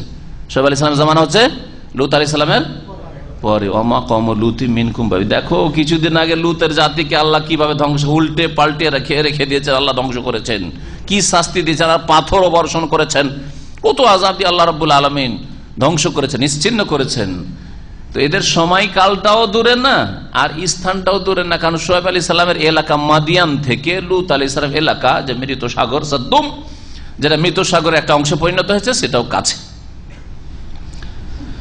ওয়াস্তাগফিরু রাব্বাকুম, তোমরা তোমাদের প্রতিপালকের কাছে ক্ষমা চাও, ইস্তিগফার আল্লাহ করতে বলেছেন। সুম্মা তুবু ইলাইহি, তারপরে তার দিকে তোমরা ফিরে আসো। ফিরে আসার আগে ইস্তিগফার আল্লাহ করতে বলেছেন। আমি এর আগে বলেছি ইস্তিগফার মানে যা অতীতে ভুল হয়ে গেছে তার কি করা, ক্ষমা চেয়ে নাও। ক্ষমা চেয়ে চাওয়ার পরে আপডেট করলেন, আপডেট করে ওখানে না থেকে যাও, অগ্রগামী হওয়া, এখন আল্লাহর দিকে এগিয়ে যান, এগিয়ে যান, এই যে তওবা। তো তওবার আগে ইস্তিগফার করতে হবে। এই জন্য নবী সাল্লাল্লাহু আলাইহি ওয়াসাল্লামের যে ইস্তিগফারের দোয়াগুলি রয়েছে তাতে রয়েছে আস্তাগফিরুল্লাহ ওয়া আতুবু ইলাইহি, আল্লাহর কাছে ক্ষমা চাইছি এবং তার দিকে ফিরে আসছি, প্রত্যাবর্তন করছি, তার কাছে তওবা করছি। আস্তাগফিরুল্লাহাল্লাযী লা ইলাহা ইল্লা হুয়াল হাইয়ুল কাইয়্যুম ওয়া আতুবু ইলাইহি। ইন্না রাব্বী রাহিমুন ওয়াদুদ, নিঃসন্দেহে আমার রব, শোয়েব আলাইহিস সালাম বলছেন, আমার প্রতিপালক বড় দয়ালু, ওয়াদুদ এবং প্রেমময়। উদ্দুন মানে ভালোবাসা। ইন্নাল্লাযীনা আমানু ওয়া আমিলুস সলিহাতি সায়াজআলু লাহুমুর রহমান উদ্দা, যারা ঈমান নিয়ে আসে এবং সৎকর্মশীল ভালো মানুষ হয়ে যায় তাদের জন্য আল্লাহ ভালোবাসা সৃষ্টি করে দেবেন। ফেরেশতারা ভালোবাসবে, মুমিন জিন ভালোবাসবে, হ্যাঁ মুমিন মুসলিম ভাই বোনেরা ভালোবাসবে। আপনার ঈমানের জন্য ভালোবাসা, চেনুক আর নাই, চিনুক আর নাই, দেখা হোক আর নাই হোক, তো মানুষের মধ্যে ভাগ, কারণ কাফের আছে সেজন্য কাফের কোনোদিন মুমিনকে ভালোবাসবে না। হ্যাঁ, জিনের ভাগ, কারণ জিনের মধ্যে কাফের আছে সেজন্য কাফের জিন কখনো মুমিনকে ভালোবাসবে না, আল্লাহ ভীরুকে ভালোবাসবে না। কিন্তু গাছপালা, হ্যাঁ পাখি পশু সমস্ত আল্লাহর সৃষ্টি, আসমান জমিন সবকিছু ভালোবাসে কাকে? মুমিন সৎকর্মশীলকে। সায়াজআলু লাহুমুর রহমান উদ্দা, সূরা মরিয়মের আয়াত। জি, উদ্দুন থেকে হচ্ছে ওদুদ, আল্লাহর নাম ওদুদ, প্রেমময়, যিনি সবচেয়ে বেশি ভালোবাসেন এবং যাকে সবচেয়ে বেশি ভালোবাসা উচিত। কালু, এই কাফের মুশরিকরা বলল শুআয়ব আলাইহিস সালামের জাতির, ইয়া শুআয়ব, হে শুআয়ব, মা নাফকাহু কাসীরা মিম্মা তাকুল, তুমি যেসব কথা বলো তার বেশিরভাগই আমরা বুঝি না। কত শয়তানি! এটা হচ্ছে শয়তানদের কথা। যারা শিরক করে, বিদআত করে আমাদের সমাজে, তাদেরকে তাওহীদের কথা বলেন, হ্যাঁ তাদের যদি সুন্নতের কথা বলেন, আপনার কথা আমি বুঝি না ভাই। এটা অনেক সময় জবানে বলে, অনেক সময় জবানে বলে না, রূপ চেহারাতে বলে। এটা শুনবেন, রূপ চেহারাতে বলে, আমি কিন্তু ওইটাকে কি করি, অবজার্ভ করি, হ্যাঁ ওইটাকে আমি কিন্তু দেখি, অবলোকন করি। আমার সামনে বক্তব্য বসে আছে, আর যখন তাদের শিরক আর বিদআত সম্পর্কে বলি, দেশীয় শিরকগুলি বলতেছে যেগুলি চলছে ঘরে ঘরে, এমনি যদি কোরআনে তরজমা করে রেখে দিই আর তাফসীর করে এমনিও রেখে দিই শুধু, আর ওদের উপর ফিট না করা হয়, হ্যাঁ ওদের শিরকগুলি শনাক্ত না করা, সবগুলি শুধু হিন্দুদের উপর ফিট করে দেন, বুদ্ধিস্টদের উপর ফিট করে দেন, ইহুদিরা উপর ফিট করে দেন। তৃতীয়বাদ হচ্ছে শিরিক, আর মূর্তি পূজা হচ্ছে শিরিক, আর কবর মাজার যে শিরিক, তারপরে আপনার ওই তাবিজ তোমার শিরক, বালা শিরক, এগুলি বললে এমন গায়ের জ্বালা হয়, চেহারাটা দেখবেন। মযহাবী গোঁড়ামির সম্পর্কে যদি বলি যে গোঁড়ামি করতে হবে না, একমাত্র গোঁড়ামি অন্ধ যদি হন কোরআন সুন্নাহর জন্য হবেন, ওহির জন্য হবেন, এই কথা যদি বলি তো গায়ের জ্বালা হয়ে যায়। তখন কি করে, চেহারা দেখলে বোঝা যায়, আর আমার দিকেও তাকাচ্ছে না, আর মনোযোগী হয়ে শুনছে না, তখন বুঝতে পারেন। আমি কিন্তু বুঝি, জি হ্যাঁ। আবার কিছু লোক প্রশ্ন করে, প্রশ্ন করার লোক দুই রকম। এক লোক জানার জন্য যারা প্রশ্ন করে আমার দিকে তাকিয়ে থাকে, উত্তর দিয়ে আর ওকে দেখি যে কি অবস্থাটা কি, তার আমার উত্তরটা কবুল করছে না চেহারা দেখলে বুঝি যে আমার উত্তরটা ও চাইছে এবং ও জানার উদ্দেশ্যে যে জিজ্ঞেস করেছে, আর উত্তর থেকে সে লাভবান হচ্ছে। আর কিছু আবার দেখি যাদের অন্তর বাঁকা, অন্তর বাঁকা হয়ে রয়েছে, জিজ্ঞাসা করে হুজুর নিয়ত পড়া যাবে কি যাবে না, শেখ মিলাদ করা যাবে কি যাবে না, জিজ্ঞাসা করার পরে যখন উত্তর দেওয়া শুরু করেছে তখন ওই দিকে এরকম করছে, সব বোঝা যায়। জি, তাদের লেসানুল হাল, তখন তাদের অবস্থার ভাষা, তাদের রূপ চেহারার ভাষা বলে, কি বলে, মা নাফকাহু কাসীরাম মিম্মা তাকুল, আপনি যা বলছেন ও সব বুঝি না, আমরা মিলাদ ছাড়বো না, আমরা হয়তো ছাড়বো না। কথা বুঝছেন? এটা হলো হাকিকাত। আসলে আমরা কবর মাজার পূজা ছাড়বো না, আমরা সুফিবাদ ছাড়বো না, আমরা পীরতন্ত্র ছাড়বো না, এ হচ্ছে অবস্থা। যখন এগুলো সম্পর্কে বলতে লাগি তখন গায়ের জ্বালা শুরু হয়, এরা তাওহীদ তাওহীদ তাওহীদ তাওহীদ। কুয়েতে জুমার খুতবা দিতে দিল আমাকে, এই গত 2-3 সপ্তাহ আগে যে কুয়েত গেলাম, তো কুয়েতে জুমার খুতবাতে বিষয় ছিল তাওহীদ, তাওহীদ ভঙ্গকারী অথবা তাওহীদকে দুর্বলকারী বিষয়, কাওয়ায়েদ ফি তাওহীদ। তাওহীদের আলোচনা করতে যে সব শিরকগুলি হচ্ছে এগুলো আলোচনা করলাম। ফেসবুকে এক বিদাতি বাঁকা অন্তর লিখছে এদের কাছে সব শিরিক, সব শিরিক, সব শিরিক, সব শিরিক, এদের কাছে সবগুলো শিরিক। সুবহানাল্লাহ। বললাম তাওহীদের কথা আর গায়ের জ্বালা শুরু হয়ে গেল। আল্লাহ এদের চিত্রই তো তুলে ধরেছেন সূরা জুমারে, ঠিক কিনা? ইযা যুকিরাল্লাহু ওয়াহদাহু, হে এক আল্লাহর কথা যদি বলে লা ইলাহা ইল্লাল্লাহ, আর বাস্তবায়ন করো, এর তাহকিক করো, এটা পালন করো, কায়েম করো, তো ইসমাআযাত কুলুবুল্লাযিনা লা ইউমিনুনা বিল আখিরাহ, পরকাল সম্পর্কে চিন্তাশীল নয়, বিশ্বাসী নয় বলে তাদের গায়ের জ্বালা শুরু হয়ে যায়। হ্যাঁ, তাদের গায়ের লোমগুলি, পশমগুলি খাড়া হয়ে যায়, মানতে চায় না। ওয়াইযা যুকিরাল্লাযিনা মিন দুনিহি, আর আল্লাহ ছাড়া যদি হুজুরে কিবলার কিচ্ছা কাহিনী শুরু করে দিই, গস কুতু আর পাগলার কিচ্ছা শুরু করে দিই, যে পাগলা উপরে যেতে যেতে প্রথম আকাশ, দ্বিতীয় আকাশ, তৃতীয়, চতুর্থ, পঞ্চম, ষষ্ঠ, সপ্তম পর্যন্ত গেল, তো আওয়াজ তো একটু পাওয়া যাচ্ছে, তারপর আরো সে এমন চলে গেল, তারপর ডাক দিচ্ছে, আরো সে যাওয়ার পরে আর আওয়াজই পাওয়া যায় না, আরো সে যাওয়ার পর আওয়াজ পাওয়া যায়, পাগলা রে ডাক দিচ্ছে। আর হক্কানি পীরের কিতাবে আছে, পাগলারে বলে ডাক দিচ্ছে, পাওয়াই যায় না, আর আওয়াজ পাওয়া যায়। আওয়াজ গেল কোথায়? বলছে আল্লাহতে হুলুল হয়ে গেছে, যে আল্লাহর মধ্যে ঢুকে গেছে, এখন আর কি করে আওয়াজ পাবেন আপনি? হ্যাঁ, যিনি আল্লাহ আর তিনি হয়ে গেছে ওই পাগলা, জমিন থেকে উঠলো আর সাত আকাশ আরো সাজে মেঘে হুলুল হয়ে গেল। নবী তো মেরাজ থেকে নেমে চলে আসলেন, শুধু আল্লাহর আদেশ নিষেধ নিয়ে চলে আসলেন, হুকুম হাকাম নিয়ে চলে আসলেন, কিন্তু এই পাগলা গিয়ে ওখানে থেকেই গেল, এখনো আছে। কথা বুঝা গেছে? এই হলো ধর্ম। এগুলো যদি বলি তো গায়ের জ্বালা। আল্লাহ বানিয়ে বলছি নাকি? আপনাদের কিতাবের নাম জানা নাই? কোন ভাইয়ের জানা আছে? একটু নামটা বলেন তো একটু দয়া করে। হ্যাঁ, মওয়াইজে কারিমি। আমি বললে তো রাগ করবেন না, আমি বলবো না, যারা অন্যরা শুনবে ওদের গায়ের জ্বালা হবে, এই জন্য আপনাদের কথাটা নকল করলাম। কোন কিতাব আছে? মওয়াইজে কারিমিয়া। হ্যাঁ, সম্মানিত একেবারে মর্যাদাপূর্ণ ওয়াজ, এমন মর্যাদাপূর্ণ ওয়াজ যে শিরক কুফরির শেষ না, এরপর আর কোনো কুফরি হয় না। লা হাওলা ওয়ালা কুওয়াতা ইল্লা বিল্লাহ।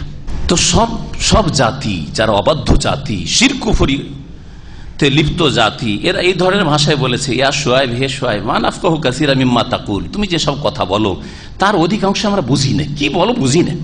ওয়া ইন্না লানারাকা ফিনা যায়িফান, আর আমাদের মাঝে তোমাকে খুব দুর্বল আমরা মনে করি। তোমার কত ক্ষমতা আছে, তুমি তো একা, তোমার সাথে আছে কে? আমাদের মেজরিটি। এসব কথা বলেন আমাদের দেশের লোক। আরে মসজিদে আমরাই সকলে, তুমি এক দুজন এসে এইসব কি শুরু করলে? তুমি দুর্বল, তোমাকে দুর্বল দেখছি। ওয়ালা ওয়ালা রাহতুকা লারাজামনাক, তোমার যদি বংশের লোকেরা না থাকতো, তোমার গোত্রের লোকেরা না থাকতো, লারাজামনাক, অবশ্যই তোমাকে পাথর মেরে শেষ করে দিতাম, পাথর মেরে শেষ করে দিতাম। কিন্তু তোমার বংশের একটু চক্ষু লজ্জায়, আর তোমার বংশের লোকেরা একটু প্রতিবাদ করবে, সেই জন্য তুমি আজকে বেঁচে আছো, না তোমাকে বাঁচতে দিতাম না। সুবহানাল্লাহ। আজকে এরকমই যদি আপনার পয়সার দাপট থাকে, বিদেশ থেকে গেছেন, অনেক টাকা স্যালারি পান, আর না হলে আপনার বংশের একটা দাপট থাকে, তাহলে তাওহীদ সুন্নতের কথা বললে কেউ কিছু বলবেন না। আপনার পিছনে যদি আবার মন্ত্রী, মিনিস্টার, এসপি, ডিসি এসব যদি থাকে, তাহলে ভয় পাবে আপনাকে। দুনিয়াকে ভয় করে, আখিরাতকে ভয় করে না। কথা বোঝা গেছে? আর যদি আপনাকে একা পায়, যে তো গরিব বংশের লোক রে, আর না পয়সায় আছেন, না ওইরকম নেতৃত্ব ক্ষমতায় আছেন, না আমাদের কিছু করতে পারবে, এর পিছনে কেউ নাই, তো আপনাকে যে কি করবে? হ্যাঁ, বিনা পানিতে গেলে খেয়ে নেবে, বিনা পানিতে গেলে খেয়ে নেবে। ওমান তাআলাইনা বিআজিজ, আর তুমি আমাদের মাঝে এমন কোন পরাক্রমশালীও না, তুমি শক্তিশালীও না। কালা ইয়া কওমি, শুআয়ব আলাইহিস সালাম বলে, হে আমার জাতি, আরাহাতি আযযু আলাইকুম মিনাল্লাহ, আমার বংশই তোমাদের কাছে বেশি পরাক্রান্ত হয়ে গেল আল্লাহর চাইতেও? আল্লাহকে তোমরা ভয় করলে না, আল্লাহর দিনের কথা পৌঁছাতে এসেছি, একটু ভয় লাগলো না? আমার বংশই বড় হয়ে গেল আল্লাহর চাইতে তোমাদের কাছে। ওয়াত্তাখাযতুমুহু ওয়ারাআকুম যাহরিয়া, আর তোমরা আল্লাহকে তোমাদের পিঠের পিছনে ছুঁড়ে ফেলেছো। ইন্না রাব্বী বিমা তা'মালুনা মুহীত, তোমরা যা কিছু করছো সে সম্পর্কে আমার প্রতিপালক পরিবেষ্টন করে রয়েছেন, সবকিছুর জ্ঞান রাখছেন, সবকিছু দেখছেন। আল্লাহ জ্ঞানের দিক থেকে, ক্ষমতার দিক থেকে, আর ধারণের দিক থেকে, পাকড়াওর দিক থেকে, সমস্ত দিক থেকে আল্লাহ রাব্বুল আলামিন ঘিরে রয়েছেন। সমস্ত মখলুককে, ওয়া কওমি, হে আমার সম্প্রদায়, মালু আলা মাকানাতিকুম, তোমরা নিজ নিজ জায়গায় তোমাদের কর্ম করতে থাকো, মানবে না আমার কথা, তোমাদের কর্ম তোমরা করো। ইন্নী আমেলুন, আমিও কর্ম করছি, আমল করছি। সাউফা তা'লামুন, শীঘ্রই তোমরা জানতে পারবে। মাইয়াতিহি আযাবু ইউখজিহি, যার কাছে আল্লাহর আযাব চলে আসবে তাকে অবশ্যই লাঞ্ছিত অপদস্থ করে ফেলবে সেই আযাব। ওমান হুয়া কাযিব, আর জানতে পারবে শীঘ্র যে কে মিথ্যাবাদী, আমি শুআয়ব মিথ্যুক না তোমরা মিথ্যুক, আমি হকের ওপর আছি না তোমরা হকের ওপর আছো। ওয়ারতাকিবু, আর তোমরা প্রতীক্ষা করো, ইন্তজার করো। ওয়ারতাকিবু মানে ওয়ান্তাজিরু, তোমরা অপেক্ষা করো। ইন্নী মাকুম রাকিব, আমিও তোমাদের সাথে অপেক্ষায় আছি। তোমরা আমার পরিণামের অপেক্ষা করো আর আমি তোমাদের পরিণামের অপেক্ষা করছি। কার উপর আল্লাহর আযাব আসবে দেখো, দেখো কে সম্মানিত হয়, দেখো কাকে আল্লাহ নাজাত দেন, দেখো। ওয়ালাম্মা জা আমরুনা, আর যখন চলে আসলো আমার নির্দেশ, আল্লাহ পাক বলছেন আমার নির্দেশ মানে আযাবের হুকুম, যে এই শুআয়বের জাতিকে ধ্বংস করব। নাজ্জাইনা শুআয়বান, শুআয়বকে আমি নাজাত দিলাম, রক্ষা করলাম আযাব থেকে। ওয়াল্লাযীনা আমানু মাহু, আর যারা তার সাথে ঈমান নিয়ে এসেছিল তাদেরকেও রক্ষা করলাম। বিরহমাতি মিন্না, আমার রহমতে, আমার অনুগ্রহে। ওয়া আখাযাতিল্লাযীনা যালামুস সাইহা, আর যেসব জালেমরা জুলুম করেছিল তাদেরকে বিকট ভয়ঙ্কর শব্দ পাকড়াও করলো। তাহলে বিকট শব্দ দিয়ে, গর্জন দিয়ে আল্লাহ রাব্বুল আলামিন ধ্বংস করেছেন এই জাতিকে। এই একটি আযাবের কথা এখানে আল্লাহ উল্লেখ করেছেন। ফাআসবাহু ফি দিয়ারিহিম জাসিমিন, সুতরাং তারা নিজ নিজ ঘরে, নিজ নিজ বাড়িতে, দারুনের বহুবচন হচ্ছে দিয়ার, নিজ নিজ বাড়িতে তারা উপুড় হয়ে পড়ে থাকলো, মুখের ভরে উপুড় হয়ে পড়ে থাকলো, মরে ধ্বংস হয়ে। এই একটি আযাবের কথা। আরো দুটি আযাবের কথা কোরআনের অন্য আয়াতে রয়েছে। তাহলে শুআয়ব আলাইহিস সালামের জাতিকে 3টি আযাব দিয়ে ধ্বংস করা হয়েছে। আযাবের কঠোরতা কত! আল্লাহর হক নষ্ট করেছে, মানুষের হক নষ্ট করেছে, সুবহানাল্লাহ। 3টি আযাব। এই একটি আযাব কি ছিল বললাম? সাইহা। আর একটি আযাব ছিল রাজফা, আর একটি আযাব হচ্ছে আযাব ইয়াউমি যুল্লাহ। এই 3 সূরা শুআরাতে রয়েছে। সূরাতুল আরাফে রয়েছে রাজফাতুন ফাআখাযাতুহুম রাজফা। রাজফাতুন মানে হচ্ছে ভূমিকম্প, রাজফাতুন মানে জালজালা, ভূমিকম্প। ভূমিকম্প এদিকে শুরু হয়েছে, ওইদিকে বিকট ভূমিকম্পের সাথে সাথে বিকট শব্দ শুরু হয়েছে। আর কি হয়েছিল? মেঘলা আকাশ, খুব রোদ পড়েছিল, এত গরম, এত গরম, প্রচন্ড গরম, আর থাকতে পারছে না, বাড়ি তো থাকতে পারছে না, বাড়ির বাইরেও থাকতে পারছে না, জ্বলে যাচ্ছে মনে হচ্ছে শরীর। এইরকম যখন অবস্থা হইল, আল্লাহ রাব্বুল আলামিন তাদেরকে ধ্বংস করার জন্য আকাশে একটা মেঘমালা করে দিলেন, সৃষ্টি করে দিলেন। মাঠের দিকে দেখছে মেঘমালারে অন্ধকার হয়ে আছে, আর আমরা গরমে থাকতে পারছি না। দৌড় দিয়ে নারী পুরুষ সকলে কাফেররা সব গিয়ে ওই মেঘমালার নিচে জমা হইলো, একত্রিত হইলো, যে এখানেই ঠান্ডা লাগবে, হয়তো ঠান্ডা লাগবে। আমরা যখন রোদে বেরোই, হাঁটি, আর যদি একটু মেঘে দেখছে সূর্যটা আড়ে হয়ে গেছে, কত শান্তি পায় মনে, পাই না? আলহামদুলিল্লাহ বলি, আলহামদুলিল্লাহ। যারা মুমিন মানুষ, আলহামদুলিল্লাহ একটু ঠান্ডা লাগছে, একটু ঠান্ডা লাগছে, আর রোদটা লাগছে না বা তাপটা কম লাগছে। তো এইরকম যখন ওখানে জমা হইলো, আল্লাহ রাব্বুল আলামিন ওই জায়গাতে তখন তাদেরকে ধ্বংস করে দিয়েছেন আযাব দিয়ে। আল্লাহ পাক রব্বুল আযাব দিয়ে ধ্বংস করেছেন। এই আযাব ইয়াউমি যুল্লার কথা আল্লাহ রাব্বুল আলামিন উল্লেখ করেছেন সূরা শুরার তাফসিরে, আমি উল্লেখ করেছি। আর তাতে ছিল আযাবের বর্ষণ, আযাব, আগুন বর্ষিয়েছিলেন আল্লাহ রাব্বুল আলামিন। মেঘমালা, কিন্তু মেঘমালাতে কি ছিল? আগুন আল্লাহ বর্ষিয়েছিলেন, আগুনের বর্ষণ, বৃষ্টি বর্ষণ ছিল না, পানি ছিল না, রহমতের মেঘমালা ছিল না, আযাবের মেঘমালা ছিল। কাল্লাম ইয়াগনাফি, এমন ভাবে আল্লাহ ধ্বংস করলেন এদেরকে, মনে হচ্ছিল যে তারা যেন এই জনপদে, এলাকাতে কখনো বসবাসই করে নাই। লাম ইয়াগনাফিয়া মানে লাম ইয়াকিমু ফিহা। আলা বুদান লিমাদিয়ান, শুনে রাখো যে দূর হয়েছে আল্লাহর রহমত থেকে মাদিয়ান, মাদিয়ানের অধিবাসীরা। কামা বায়দাত সামুদ, যেমন আল্লাহর রহমত থেকে বঞ্চিত হয়েছে, দূর হয়েছে সামুদ জাতি। ওয়ালাকাদ আরসালনা মূসা বিআয়াতিনা সুলতানি মুবিন, নিঃসন্দেহে মূসা আলাইহিস সালামকে প্রেরণ করেছিলাম রাসূল করে, বিআয়াতিনা আমার আয়াত সহকারে, আমার নিদর্শন সহকারে, ও সুলতানি মুবিন আর সুস্পষ্ট দলিল প্রমাণ সহকারে। এখন আয়াত আর সুলতান মুবিন দুটো একই জিনিস না দুই জিনিস? কেউ কেউ তো বলছেন দুটো একই জিনিস, কিন্তু যেগুলি আয়াত সেগুলি হচ্ছে সুস্পষ্ট দলিল প্রমাণ, এটা কেউ কেউ বলেছে। কিন্তু তা না বলে যারা ভিন্ন ভিন্ন তাফসীর করেছে সেটাই ভালো। সেটা হচ্ছে আয়াত মানে হচ্ছে তাওরাতের আয়াত, আয়াত মানে হচ্ছে আমি মুসা আলাইহিস সালামকে পাঠিয়েছিলাম আমার আয়াত দিয়ে, মানে বিধানগত আয়াত দিয়ে, তাওরাতের আয়াত দিয়ে, যেটি ছিল নিদর্শন, যেটি ছিল মানুষের হেদায়েতের জন্য উপায়। আর সুলতানি মুবিন মানে 9টি মুজিজা, 9টি মুজিজা। ওয়ালাকাদ আতাইনা মূসা 9 আয়াতিন বাইয়িনাতিন ফাসআল বনি ইসরাঈল, সূরাতুল ইসরাতে আল্লাহ পাক বলেছেন 9টি মুজিজা আল্লাহ পাক বড় বড় মুজিজা দান করেছিলেন। তার একটি ছিল লাঠির মুজিজা, যেই লাঠি জাদুকরদের, ওই যে জাদুতে তাদের লাঠি আর রশিগুলি কি হয়েছিল, সাপ হয়েছিল, সবগুলিকে গিলে খেয়েছিল। যে মুজিজা, এই মুজিজাতে দুনিয়ার জাদুকে নিশ্চিহ্ন করেছে আল্লাহর মুজিজা। যেহেতু মুসা আলাইহিস সালামের হাতে নয়, বরং মুসা আলাইহিস সালাম যখন প্রথম ফেললেন আর ভয় পেয়ে পালাইতে শুরু করলেন, কারণ উনি জানেন না যে কি হবে এটা। তাহলে বোঝা গেল যে মুজিজা নবীদের হাতে থাকে না, কার হাতে? আল্লাহ। ওই রকমই কেরামত নেক লোকদের হাতে থাকে না, কার হাতে থাকে? আল্লাহর হাতে। আল্লাহ সম্মান দেওয়ার জন্য কখনো কখনো করে থাকেন, কিন্তু আমাদের উপমহাদেশে কেরামতের ফ্যাক্টরি আছে। প্রত্যেক সুফি তরিকতওয়ালাদের কাছে কেরামতের কি আছে? কোম্পানি আর ফ্যাক্টরি আছে। ওরা প্রোডাকশন করতে থাকে, ওর আল্লাহর হাতে মানে না। ওরা বলছে আমাদের উলিয়ারা যখন তখন যা কিছুই করতে পারে। হ্যাঁ, জাহাজ ডুবে যাচ্ছে, জেদ্দা আস্তাদ হাজিদের দিল একটা ধাক্কা দিয়ে উঠিয়ে দিল। হ্যাঁ, গাঙ্গুই সাহেব উঠিয়ে দিল আর মহাজের মাক্কি সাহেব উঠিয়ে দিল। দুটোই ঘটনা তাদের কিতাবে আছে, ভালো করে শুনে রাখেন। এই যদি হক্কানিদের অবস্থা থাকে, তো গায়ের হক্কানিদের অবস্থা, আটরশিয়ার মাইজ ভান্ডারের দেওয়ানবাগি, তাদের কি অবস্থা, দুর্দশা আল্লাহ পাক ভালো জানে। জি, কেউ কেউ বলেছেন যে আয়াত মানে হচ্ছে যে 9টি নিদর্শনের 8টি, আর সুলতানি মুবিন ওর মধ্য থেকে, ওই 9টির মধ্যে বিশেষ করে বলা হয়েছে লাঠিটিকে, কারণ এই 9টি মুজিজার মধ্যে সবচেয়ে শক্তিশালী মুজিজা ছিল এই লাঠির মুজিজা।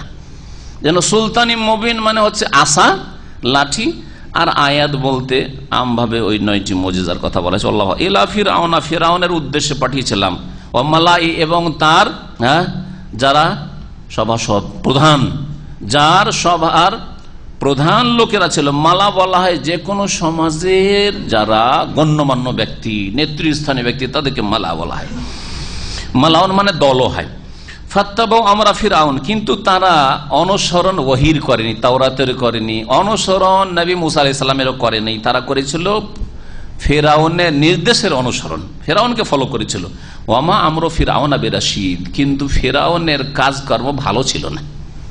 আল্লাহ বলছে ফিরআউনের কাজকর্ম কোনো সুষ্ঠু ছিল না, সঠিক ছিল না, ভালো ছিল না, ক্ষতি করেছে, নিজেকে ধ্বংস করেছে আর অন্যদেরকেও ধ্বংস করেছে।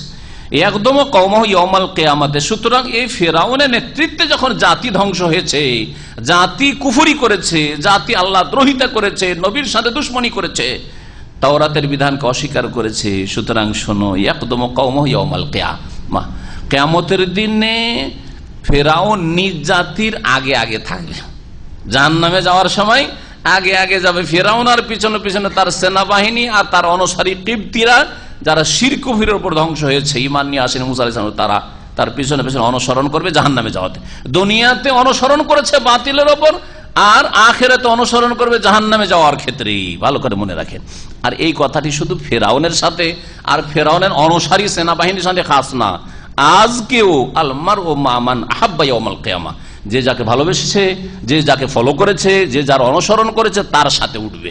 যদি ভালো মানুষ, সবচেয়ে ভালো মানুষ মুহাম্মদুর রাসূলুল্লাহ সাল্লাল্লাহু আলাইহি ওয়াসাল্লাম, তার ইত্তেবা করেন, খালেস ইত্তেবা করেন, তার সাথে ইনশাআল্লাহ আল্লাহ তৌফিক দেবেন। আল্লাহ যেন কবুল করেন আমাদেরকে।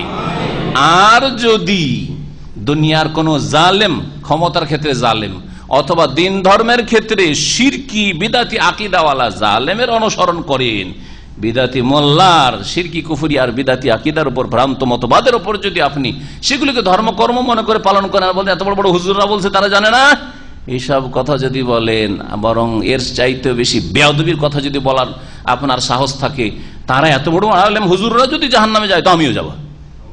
আমাদের সমাজে এইরকম কথাও বলে, এত বড় তাদের সাহস জাহান্নামে যাওয়ার ক্ষেত্রে, তো যাবে তাদের সাথে। যেমন ফেরাউন আগে আগে যাবে আর তার সাথে তার অনুসারীরা যাবে, তেমনি প্রত্যেক যুগের ফেরাউন, ধর্মীয় ফেরাউন হোক আর দুনিয়ার ফেরাউন হোক, আগে আগে যাবে আর পিছনে পিছনে তাদের অনুসারী ভক্তরা যাবে। আল্লাহ পাক বলছেন ফাওরাদাহুমুন নার, সুতরাং ফেরাউন তাদেরকে জাহান্নামের ঘাটে নামিয়ে দেবে। আওরাদা ইউরিদু মানে ঘাটে নামিয়ে দাও, শাব্দিক অর্থ এটা। মৌরেদ ঘাটকে বলা হয়, বিরুদ ঘাটকে বলা হয়। ফাওরাদাহুম জাহান্নামে নামিয়ে দেবে। ওয়া বিসাল উইরদুল মাওরুদ, আর কতই না জঘন্য নিকৃষ্ট হবে সেই ঘাট। উইরদ মানে এখানে কি বললাম? ঘাট। ভালো করে, ওয়াইন মিনকুম ইল্লা ওয়ারিদুহা, ওয়ারিদ শব্দটি এসেছে নামা কোনো জায়গায়। তো ঘাটে যেহেতু মানুষ অহরহ নামে পানি নেওয়ার জন্য বা গোসল করার জন্য, ঘাটকে উইরদ বলা হয় বা মৌরিদ বলা হয়। তো বেসাল উইরদুল মৌরুদ, আর খুব জঘন্য নিকৃষ্ট হবে সেই ঘাট যেই ঘাটে তারা উপনীত হবে। মৌরুদ তাকিদের জন্য বলা হয়েছে, ইসে মফুলে সেগা বীর থেকে, যেখানে তারা উপনীত হবে মানে যেখানে নামবে তারা। ও উতবে উফি হাযিহি লানাহ, আর দুনিয়াতেও এদের পিছনে লাগিয়ে দেওয়া হয়েছে অভিসম্পাত লানত, দুনিয়াতে আল্লাহর রহমত থেকে বঞ্চিত। আর কি ওয়াউমাল কিয়ামা, কিয়ামতের দিনও তাদের উপর লানত আর অভিশাপ রয়েছে। বেসার রিফদুল মারফুদ, রিফদুন মানে হচ্ছে আতা, আতা মানে দান, আতা মানে হচ্ছে দান। তো বেসার রিফদুল মারফুদ মানে হচ্ছে তাহলে কি কতই না জঘন্য হবে এই লানতটি, যে লানতের কথা উল্লেখ করা হলে আয়াতে। লানত দুনিয়াতেও লানত অভিশাপ হয়েছে, আল্লাহর রহমত থেকে দূর করা হয়েছে, আর আখিরাতেও আল্লাহর রহমত থেকে দূর করে জাহান্নামে নিক্ষেপ করা হবে। এই দানটি কতই না জঘন্য হবে, আল মারফু, যা তাদেরকে দেয়া হবে, যা তাদেরকে প্রদান করা হবে, যেই পুরস্কার তাদেরকে দেওয়া হবে। কতই না দান বলেন বা পুরস্কার বলেন একই জিনিস, কিন্তু শাব্দিক অর্থ আমি কাছাকাছি রাখতে এই জন্য চাইছি যাতে করে আরবি ভাষার সাথে সম্পর্ক আপনার ভালো হয়, বুঝতে শিখেন কোরআন হাদিসের ভাষা। রিফদুন মানে আতাউন, আতা মানে দান, আর দানই পুরস্কারও দান হয়। কতই না জঘন্য হবে সেই পুরস্কার, যে পুরস্কার তাদেরকে দেওয়া হবে। যালিকা মিন আম্বাইল কোরা, এগুলি যেগুলি এর আগে বর্ণনা করলাম। কয়েকজন নবীর কিসসা কাহিনী বর্ণনা করে সূরা হুদে, ঠিক কিনা? হ্যাঁ, কয়েকজন, প্রায় 6 জন, আর এই মুসা আলাইহিস সালাম দিয়ে 7 হয়ে যাবে। নবীদের ঘটনা যে বর্ণনা করা হইল, বলছেন আল্লাহ পাক যে এগুলি হচ্ছে মিন আম্বাইল কোরা, বিভিন্ন জনপদের, বিভিন্ন এলাকার সংবাদ। নাবাউনের বহুবচন আম্বা, বিভিন্ন এলাকার কাহিনী। নাকুসু আলাইকা, হে নবী তোমার সামনে আমি বর্ণনা করছি, তোমাকে আমি বর্ণনা করে শোনাচ্ছি, ওহী করছি তোমার কাছে। মিনহা কায়েমু ওয়া হাসিদ, সেই জনপদগুলির কিছু এখনো দাঁড়িয়ে আছে, মানে ওই জনপদগুলিতে আযাব নেমেছে, তারপর কিছু ধ্বংসাবশেষ, ধ্বংসাবশেষ মানে বাকিয়া, অবশিষ্ট কিছু ধ্বংস হয়েছে, মানুষ ধ্বংস হয়ে গেছে, কিন্তু দেখবেন ভাঙা চোরা ঘর বাড়িগুলো এখন আছে ধ্বংসাবশেষ। কায়েমুন ওয়া হাসিদ, আর কিছু কি হয়েছে, কিছুকে নির্মূল করে দেওয়া হয়েছে, কিছুকে একেবারে নিশ্চিহ্ন করে দেওয়া হয়েছে, নির্মূল করে দেওয়া হয়েছে, শেষ করে দেওয়া হয়েছে, কোনো পরিচয় নেই যে এই জায়গায় ধ্বংস হয়েছে। আর সম্প্রদায় ধ্বংস হয়েছে ইয়ামান, ওমান আর সৌদি আরবের বর্ডারে, আর রবুল খালি এমটি কোয়ার্টার, এইদিকে কোনো চিহ্ন নাই যে কোন জায়গায় ধ্বংস হয়েছে। কিন্তু সামুদ সম্প্রদায় ধ্বংস হয়েছে আল-ওলা, তাবুক আর মদিনার মাঝখানে, এইখানে তাদের ধ্বংসাবশেষ এখনো কিছু চিহ্ন আছে, হ্যাঁ, বা জানা আছে যে এই জায়গাটায় নিশ্চিতভাবে। এইরকমই বহু জাতিকে ধ্বংস করা হয়েছে, তাদের কিছু ধ্বংসাবশেষ আছে। মিনহা কায়ুন হাসিদ, হাসিদ হাসাদে হাসাদ মানে ফসল কেটে মেরে নিয়ে আসা। তো তাদেরকে কেমন করা হয়েছে, কাটা ফসল যে মেরে চূর্ণ বিচূর্ণ করা হয়, ওই রকম করে দেওয়া হয়েছে এইসব জাতিগুলিকে, আল্লাহ পাক বলতে চাইছেন। এই জন্য বললাম নিশ্চিহ্ন করে দেওয়া হবে, নির্মূল করে দেওয়া হবে। আমা যালামনাহুম, আল্লাহ বলছেন এইসব করে আমি কিন্তু জুলুম করিনি, আমি তাদেরও জুলুম করিনি। ওয়ালাকিন যালামু আনফুসাহুম, তবে তারাই তাদের উপর জুলুম করেছে। তারাকে সবাইকে রাস্তা দেখিয়েছিলাম, সে ভালো রাস্তায় চলে জান্নাতের রাস্তায়, দুনিয়াও সুখী হইতো আর আখিরাতেও সুখী হইতো। ওয়ালাকিন যালামু আনফুসাহুম, এই কায়দা ভালো করে মনে রাখবেন, যে কোনো যুগে বালা মুসিবত যদি আসে, আমা যালামনাহুম, আমি তাদের উপর জুলুম করিনি, ওয়ালাকিন যালামু আনফুসাহুম, তারা নিজেদের উপর জুলুম করেছে। এখানে একটি সংশয় নিরসন জরুরি, কখন এটা মনে করবেন না আজকে বর্মার ভাই বোনদের উপর জুলুম এসছে সেই জন্য তারা পাপী, আর মাশাআল্লাহ আমি আর আপনারা খুব ভালো মানুষ সেই জন্য আমাদের আযাব আসেনি, এটা কথা নয়। উম্মতে মুসলিম একটি বডি, উম্মতে মুসলিম একটি দেহ, সুতরাং আমরা যে সুখে বসে আছি, সুখে নেই, আমাদের উপর আযাব এসেছে। সিরিয়ায় আযাব এসেছে, সিরিয়ার লোকের দোষে নয়, আমাদেরও দোষ তাতে আছে, তাতে এক ভাগ আমাদেরও আছে অপরাধের, মনে রাখবেন ভালো করে। ইরাকে জুলম অত্যাচার হচ্ছে আহলে সুন্নাত ওয়াল জামাতের ওপর, সিরিয়ায় আহলে সুন্নাত ওয়াল জামাতের ওপর অত্যাচার হচ্ছে সহি আকিদার ভাই বোনদের ওপর, এতে আমাদের একটা ভাগ আছে অপরাধের। আল্লাহর আযাব পুরো উম্মতে মুসলিমা একটি দেহ মাথা থেকে পা পর্যন্ত তা ক্ষত বিক্ষত হয়ে রয়েছে। কোথাও আমাদের পায়ের উপর আঘাত, কোথাও আমাদের মাথায় ফিলিস্তিনে আঘাত, কোথাও আমাদের বডিতে সামদেশে আঘাত, কোথায় আমাদের হাত পায়ে আঘাত, ইত্যাদি ইত্যাদি।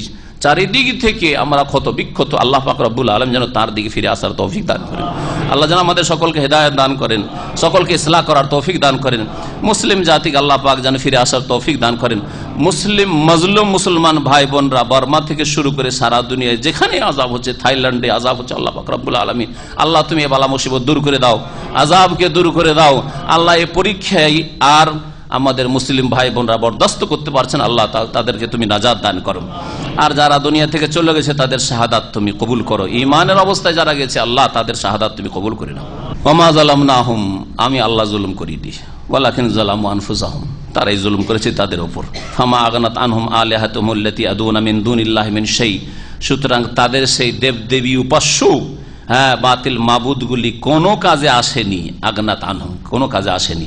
আল্লাতী আদুনা মিন দুনিল্লাহ, যেগুলিকে তারা আল্লাহকে বাদ দিয়ে ডাকতো, মিন শাই, কোনো ক্ষেত্রে একটিও কাজে আসেনি।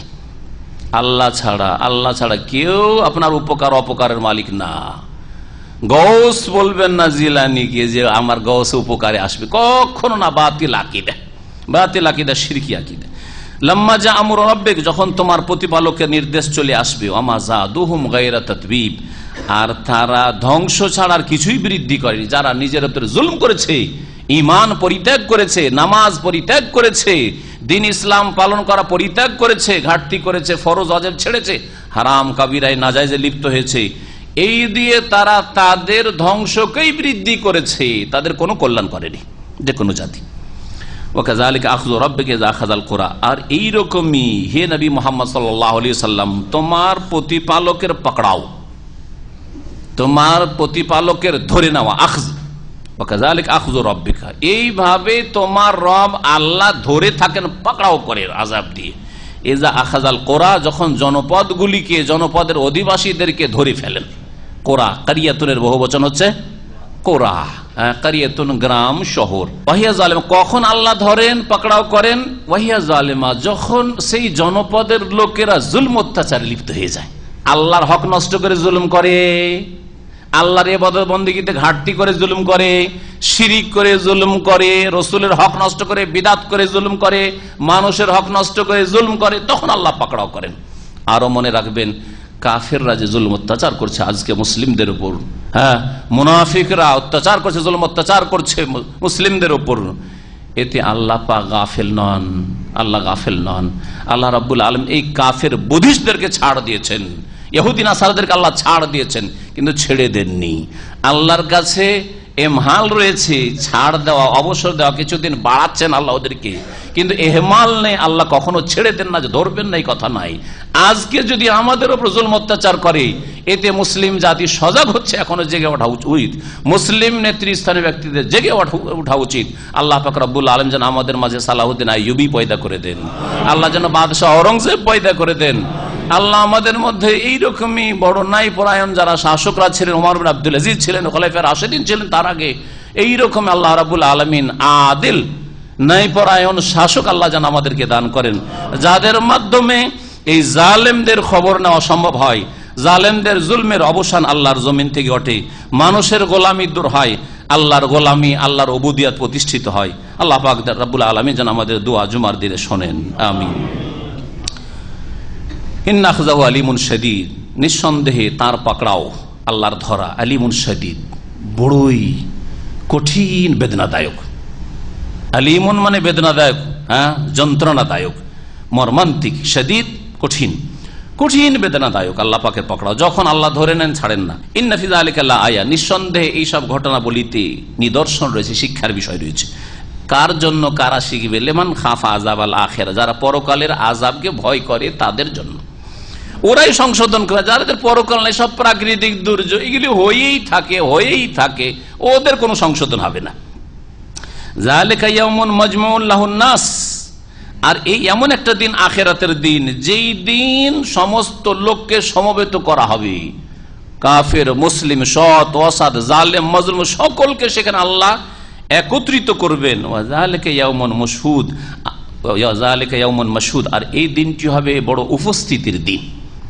তাশহাদুহু জামিউন নাস, সমস্ত মানুষ এখানে হাজির হবে, যারা জালেম তারাও হাজির হবে, যারা মজলুম তারাও হাজির হবে। আর মজলুম দুনিয়ায় বিচার পায়নি, সেই দিন আখেরাতে বিচার পেয়ে যাবে, অবশ্যই সেদিন বিচার পাবে। ফালা তুজলামু নাফসুন শাইআ, কারো উপর সেই দিন জুলুম হবে না।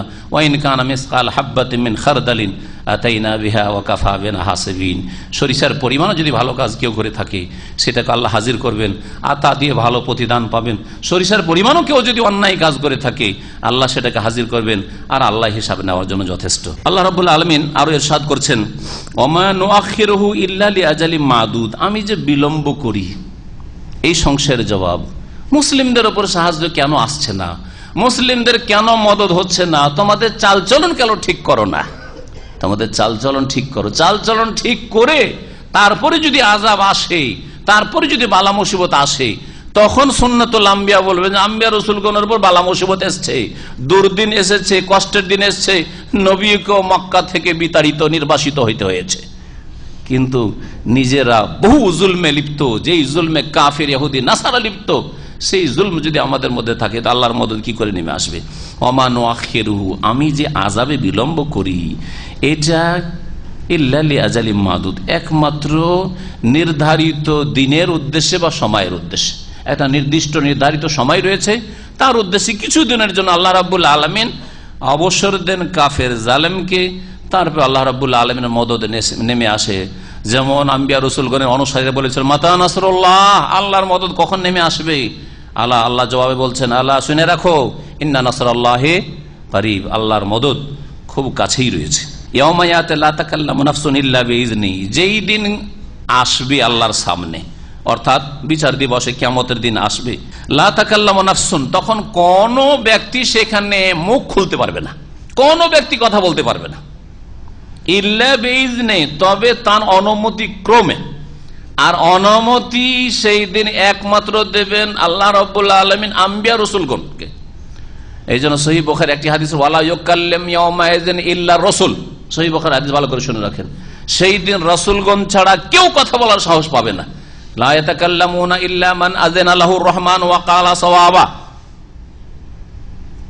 আর আমাদের দেশের সুফিবাদে শিখানো হয়েছে যে পীর বুজুর্গ যারা, যাদের মুরিদান রয়েছে, মুরিদদের কোনো চিন্তা নেই, তারা সবকে উঠিয়ে উঠিয়ে জান্নাতে নিয়ে চলে যাবে, সবকে উঠিয়ে নিয়ে চলে যাবে, কোনো চিন্তা করতে হবে না, শুধু মুরিদ হয়ে যান আর ঝুলি ভরে দেন, পকেট ভরে দেন টাকা পয়সা দিয়ে, তারপরে দেখে নেন তামাশা, আখেরাতে কোনো চিন্তা করতে হবে না, ঠিক না?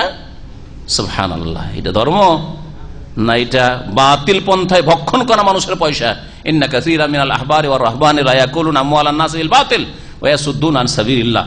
বহু ধর্মগুরুরা হবে, আর বহু পোপপাদ্রী হবে, আর বহু এইরকম সাধু সন্ন্যাসী হবে, আর বহু এইরকম পীর মুর্শিদ কিবলারা হবে। লা ইয়াকুলুনা আমওয়ালান নাসি বিল বাতিল, মানুষের ধন সম্পদকে লুটপাট করে খাবে, বাতিল পন্থায় অন্যায়ভাবে এভাবে ভক্ষণ করবে। ওয়াসুদ্দুনা আন সাবিলিল্লাহ, আল্লাহর রাস্তায়, তৌহিদের রাস্তায়, সুন্নতের রাস্তায় চলতে বাধা সৃষ্টি করবে, তৌহিদ প্রতিষ্ঠা করতে বাধা সৃষ্টি করবে, সুন্নত মোতাবেক জীবন যাপন করতে বাধা সৃষ্টি করবে। আল্লাহ রাব্বুল আলামিন বলছেন যে সেই দিন কোন মানুষ আল্লাহর বিনা অনুমোদিত কথা বলতে পারবে না। ফামিনহুম শাকিউন ওয়া সাঈদ, আর সেই দিন মানুষ দুই ভাগে বিভক্ত হবে, তাদের মধ্যে এক দল হবে, আল্লাহ পাক রব্বুল আলামিন বলছেন যে ফামিনহুম শাকিউন ওয়া সাঈদ, কিয়ামতের দিন মানুষ দুই ভাগে বিভক্ত হবে, এক দল দুর্ভাগ্যবান হবে, শাকি হতভাগা, ওয়া সাঈদুন, আর এক দল হবে সৌভাগ্যবান।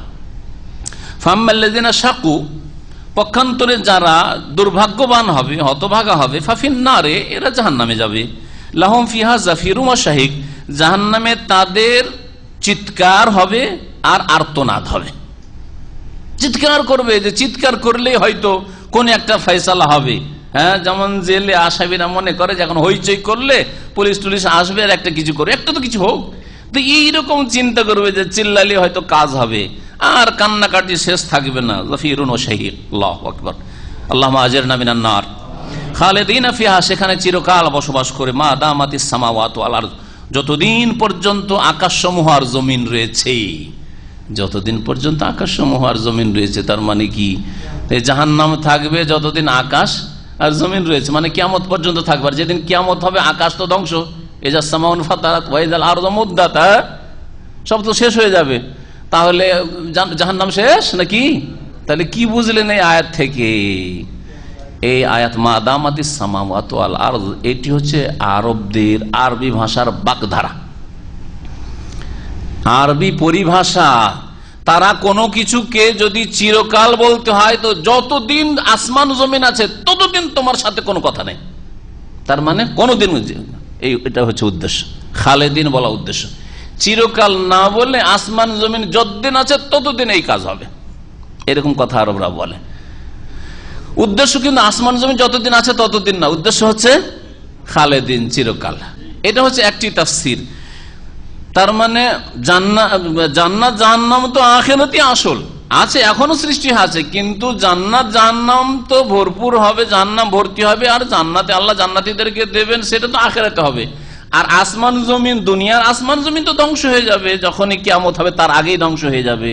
তাহলে মা দামাতিস সামাওয়াতু ওয়াল আরযু বলা আবার কেমন? তো একটা উত্তর হলো, যেটা হচ্ছে আরবির বাগধারা, অর্থাৎ জাহান্নাম যে আছে জাহান্নামীদের জন্য, আর সেখানে চিৎকার করবে, আর্তনাদ করবে চিরকালের জন্য, চিরকাল, কোনো তাতে ছাড় নেই যে কোন এক সময় এক শ্রেণীর লোকেরা গুমরাহ হয়েছে। শুনেন, একটা গুমরাহি হচ্ছে এক ফিরকা, আর কিছু আলেমরাও এই বিভ্রান্তির শিকার হয়েছে এককালের, নাম বলবো না।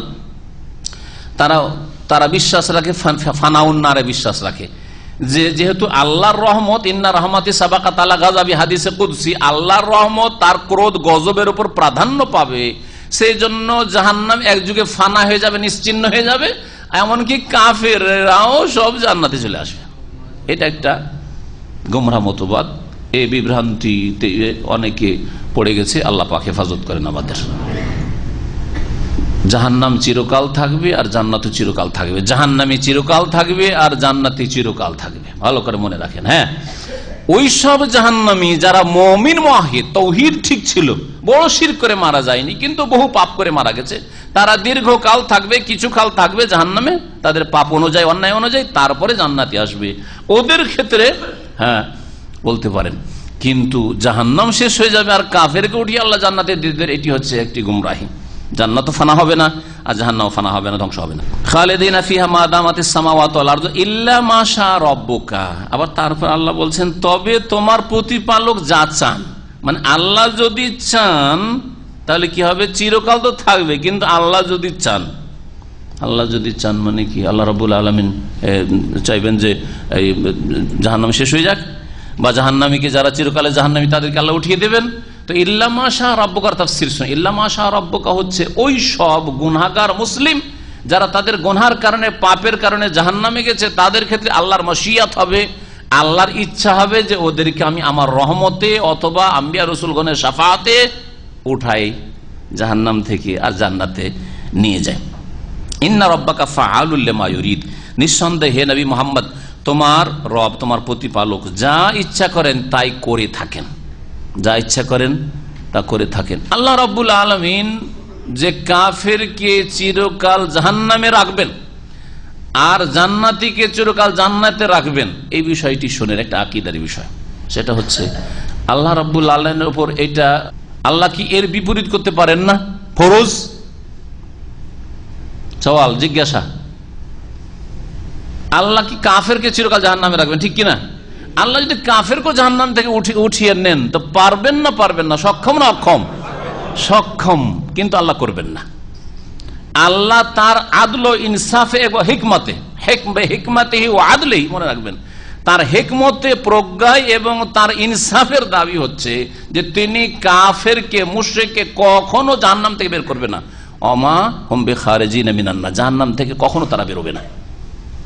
আর আল্লাহ রাব্বুল আলামিনের রহমত, আল্লাহর রহমত এবং সুবিচার হচ্ছে জান্নাতীদের জন্য যে আল্লাহ রাব্বুল আলামিন তাদেরকে জান্নাত থেকে কখনো বের করবেন না।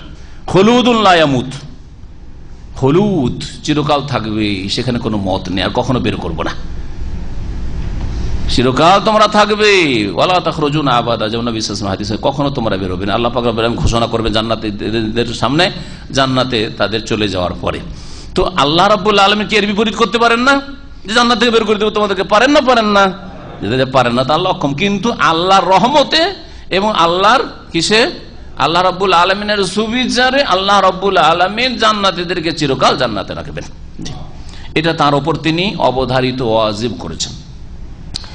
ওয়াম্মাল্লাযিনা সুইদু, পক্ষান্তরে যারা ভাগ্যবান, যাদের সৌভাগ্য, ফাফিল জান্নাতে, ওরা জান্নাতে যাবে, খালিদিনা ফিহা, সেখানে তারা চিরকাল থাকবে, মা দামাতিস সামাওয়াতু ওয়াল আরদ, যতদিন আসমান সমূহ এবং জমিন রয়েছে, আসমান সমূহ এবং জমিন রয়েছে। এখানে ওই রকমই ব্যাখ্যা কি বলবো, আরবদের বাগধারা যে আসমান জমিন রয়েছে মানে চিরকাল বোঝানো হয়েছে, এটা একটা ব্যাখ্যা করলো। আর একটা বাক্য আছে, যদি ভুলে যা মনে করিয়ে দেবেন, ইল্লা মা শা রাব্বুকা, তবে যদি হে নবী তোমার রব চান, তোমার রব চান, তাতে ব্যতিক্রম হইতে পারে। ব্যতিক্রম কোন ক্ষেত্রে বললাম, যে জাহান্নামী কিন্তু তারা মুশরিক, বড় মুশরিক নয়, তারা গুনাহ করেছে, সুদ খেয়েছে, ঘুষ খেয়েছে, বেমানি করেছে, তাদের ইসলাম ঠিক আছে, মেলা কিছু গুনাহ করেছে, জাহান্নামে জ্বলে জ্বলে জ্বলে তারপরে জান্নাতে আসবে। আদান, এমন দান হবে এই জান্নাতের দান, গায়রা মাজজুজ, যা অফুরন্ত, যা শেষ হওয়ার নাই। মাজজুজ মানে হল মাকতু, যা শেষ হওয়ার নাই, অশেষ। আর একটি ব্যাখ্যা বলতে চাইলাম, মা দামাতিস সামাওয়াতু ওয়াল আরদ, ঠিক না? এই তাফসীরটি সাহাবী এবং তাবেঈনদের থেকে বর্ণিত রয়েছে। হাসান বসরি থেকে সম্ভবত একটি riwayat রয়েছে, সামাউন গায়রা সামাইন ওয়া আরদুন গায়রা আরদিন, বলছেন যে মা দামাতিস সামাওয়াতু ওয়াল আরদ মানে দুনিয়ার আসমান, দুনিয়ার জমিন বোঝানো হয়নি, বোঝানো হয়েছে আখিরাতের যে আসমান হবে, আখিরাতের জমিন হবে। যখন জান্নাত জাহান্নামে, জান্নাতীরা জান্নাতে চলে যাবে, জাহান্নামে জাহান্নামে চলে যাবে, তখন আসমান জমিন থাকবে না, থাকবে না? তো হাসর করতে হবে, জমিন থাকবে না, থাকবে না? জমিন থাকবে, কিন্তু কোন জমিন? আর একটি আয়াত এখানে লাগান, ইয়াউমা তুবাদদালুল আরদু গায়রাল আরদি ওয়াস সামাওয়াতু ওয়া বারাজু লিল্লাহিল ওয়াহিদিল কাহার। আল্লাহ বলছে যেই দিন তুবাদদালুল আরদু, এই দুনিয়ার জমিনকে বদলিয়ে নতুন জমিন সৃষ্টি করা হবে, গায়রাল আরদ, এই জমিন ছাড়া, ওয়াস সামাওয়াত, এবং এই দুনিয়ার আসমান ধ্বংস করে দিয়ে আসমানও আবার সৃষ্টি করা হবে, আল্লাহ রাব্বুল আলামিন সৃষ্টি করবেন।